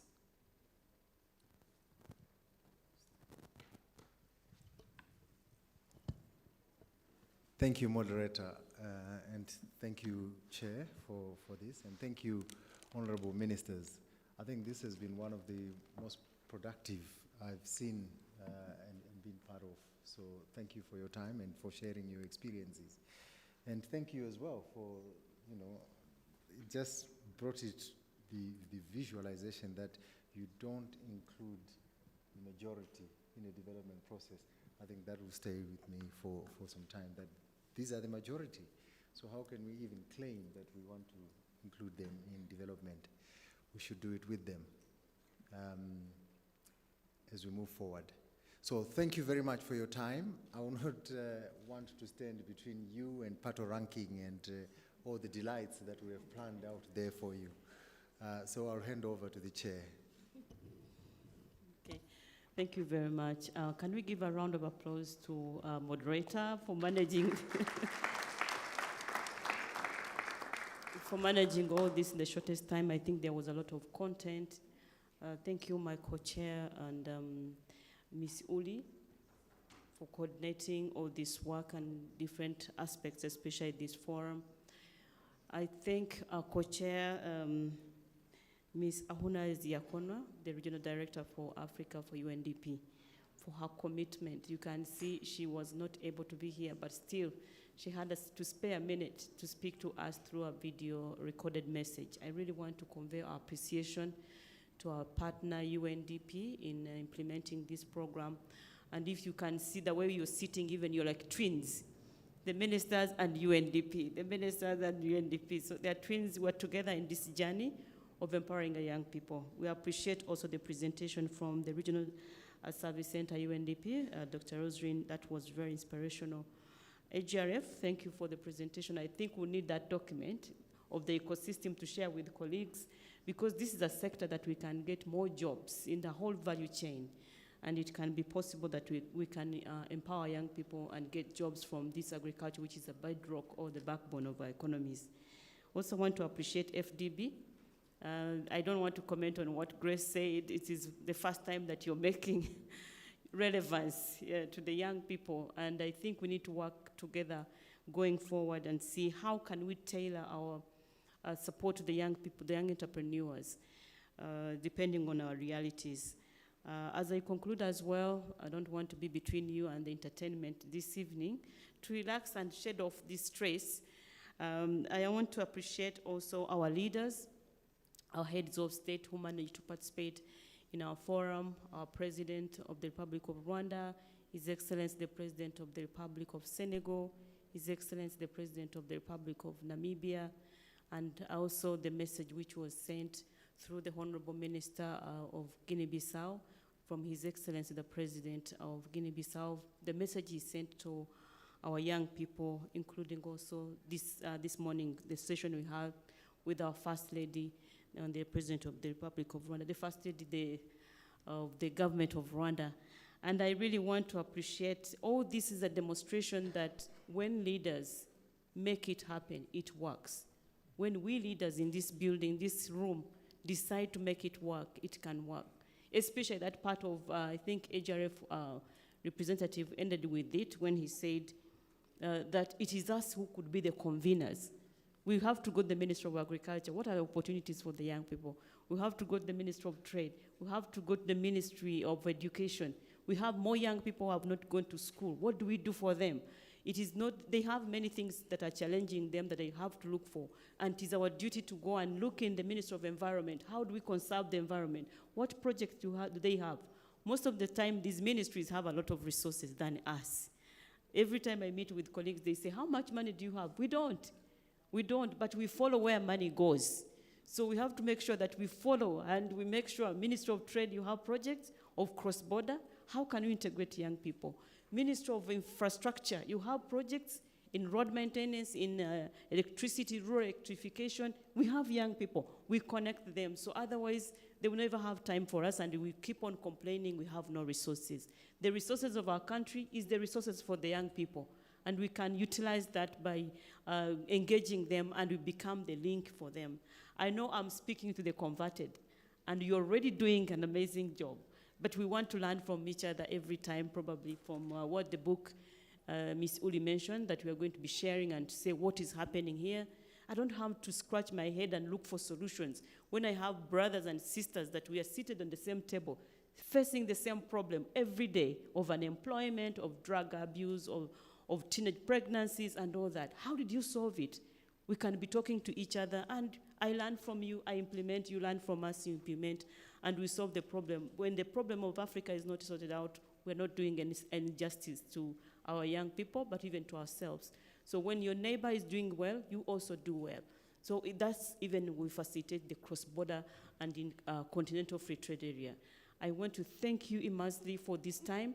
I think we'll be having more think tanks to give us ideas of how best we can do our work. And we are looking forward to your input. If you need or you have some research you have done, we could share and learn from each other. That's how we can keep the fire burning, and we continue with our partnership and working together. Thank you very much, our brothers and sisters, for your patience. It is already 7 p.m. Some of you in your countries may be earlier or late, so you're already sleeping in your mind. Keep awake, we are going for patrol ranking. Thank you so much. Have a great evening, and see you tomorrow. Thank you, Honorable Ministers. With your permission, we would like to request for one group photo that includes the Honorable Ministers, the co-chair, the Executive Director of YouthConnekt Africa, Ms. Dr. Roslyn Akombe from UNDP, Mr. Tapera Muzira from AFDB, and Dr. Naftali as well. Please come forward for a photo. Only ministers of youth.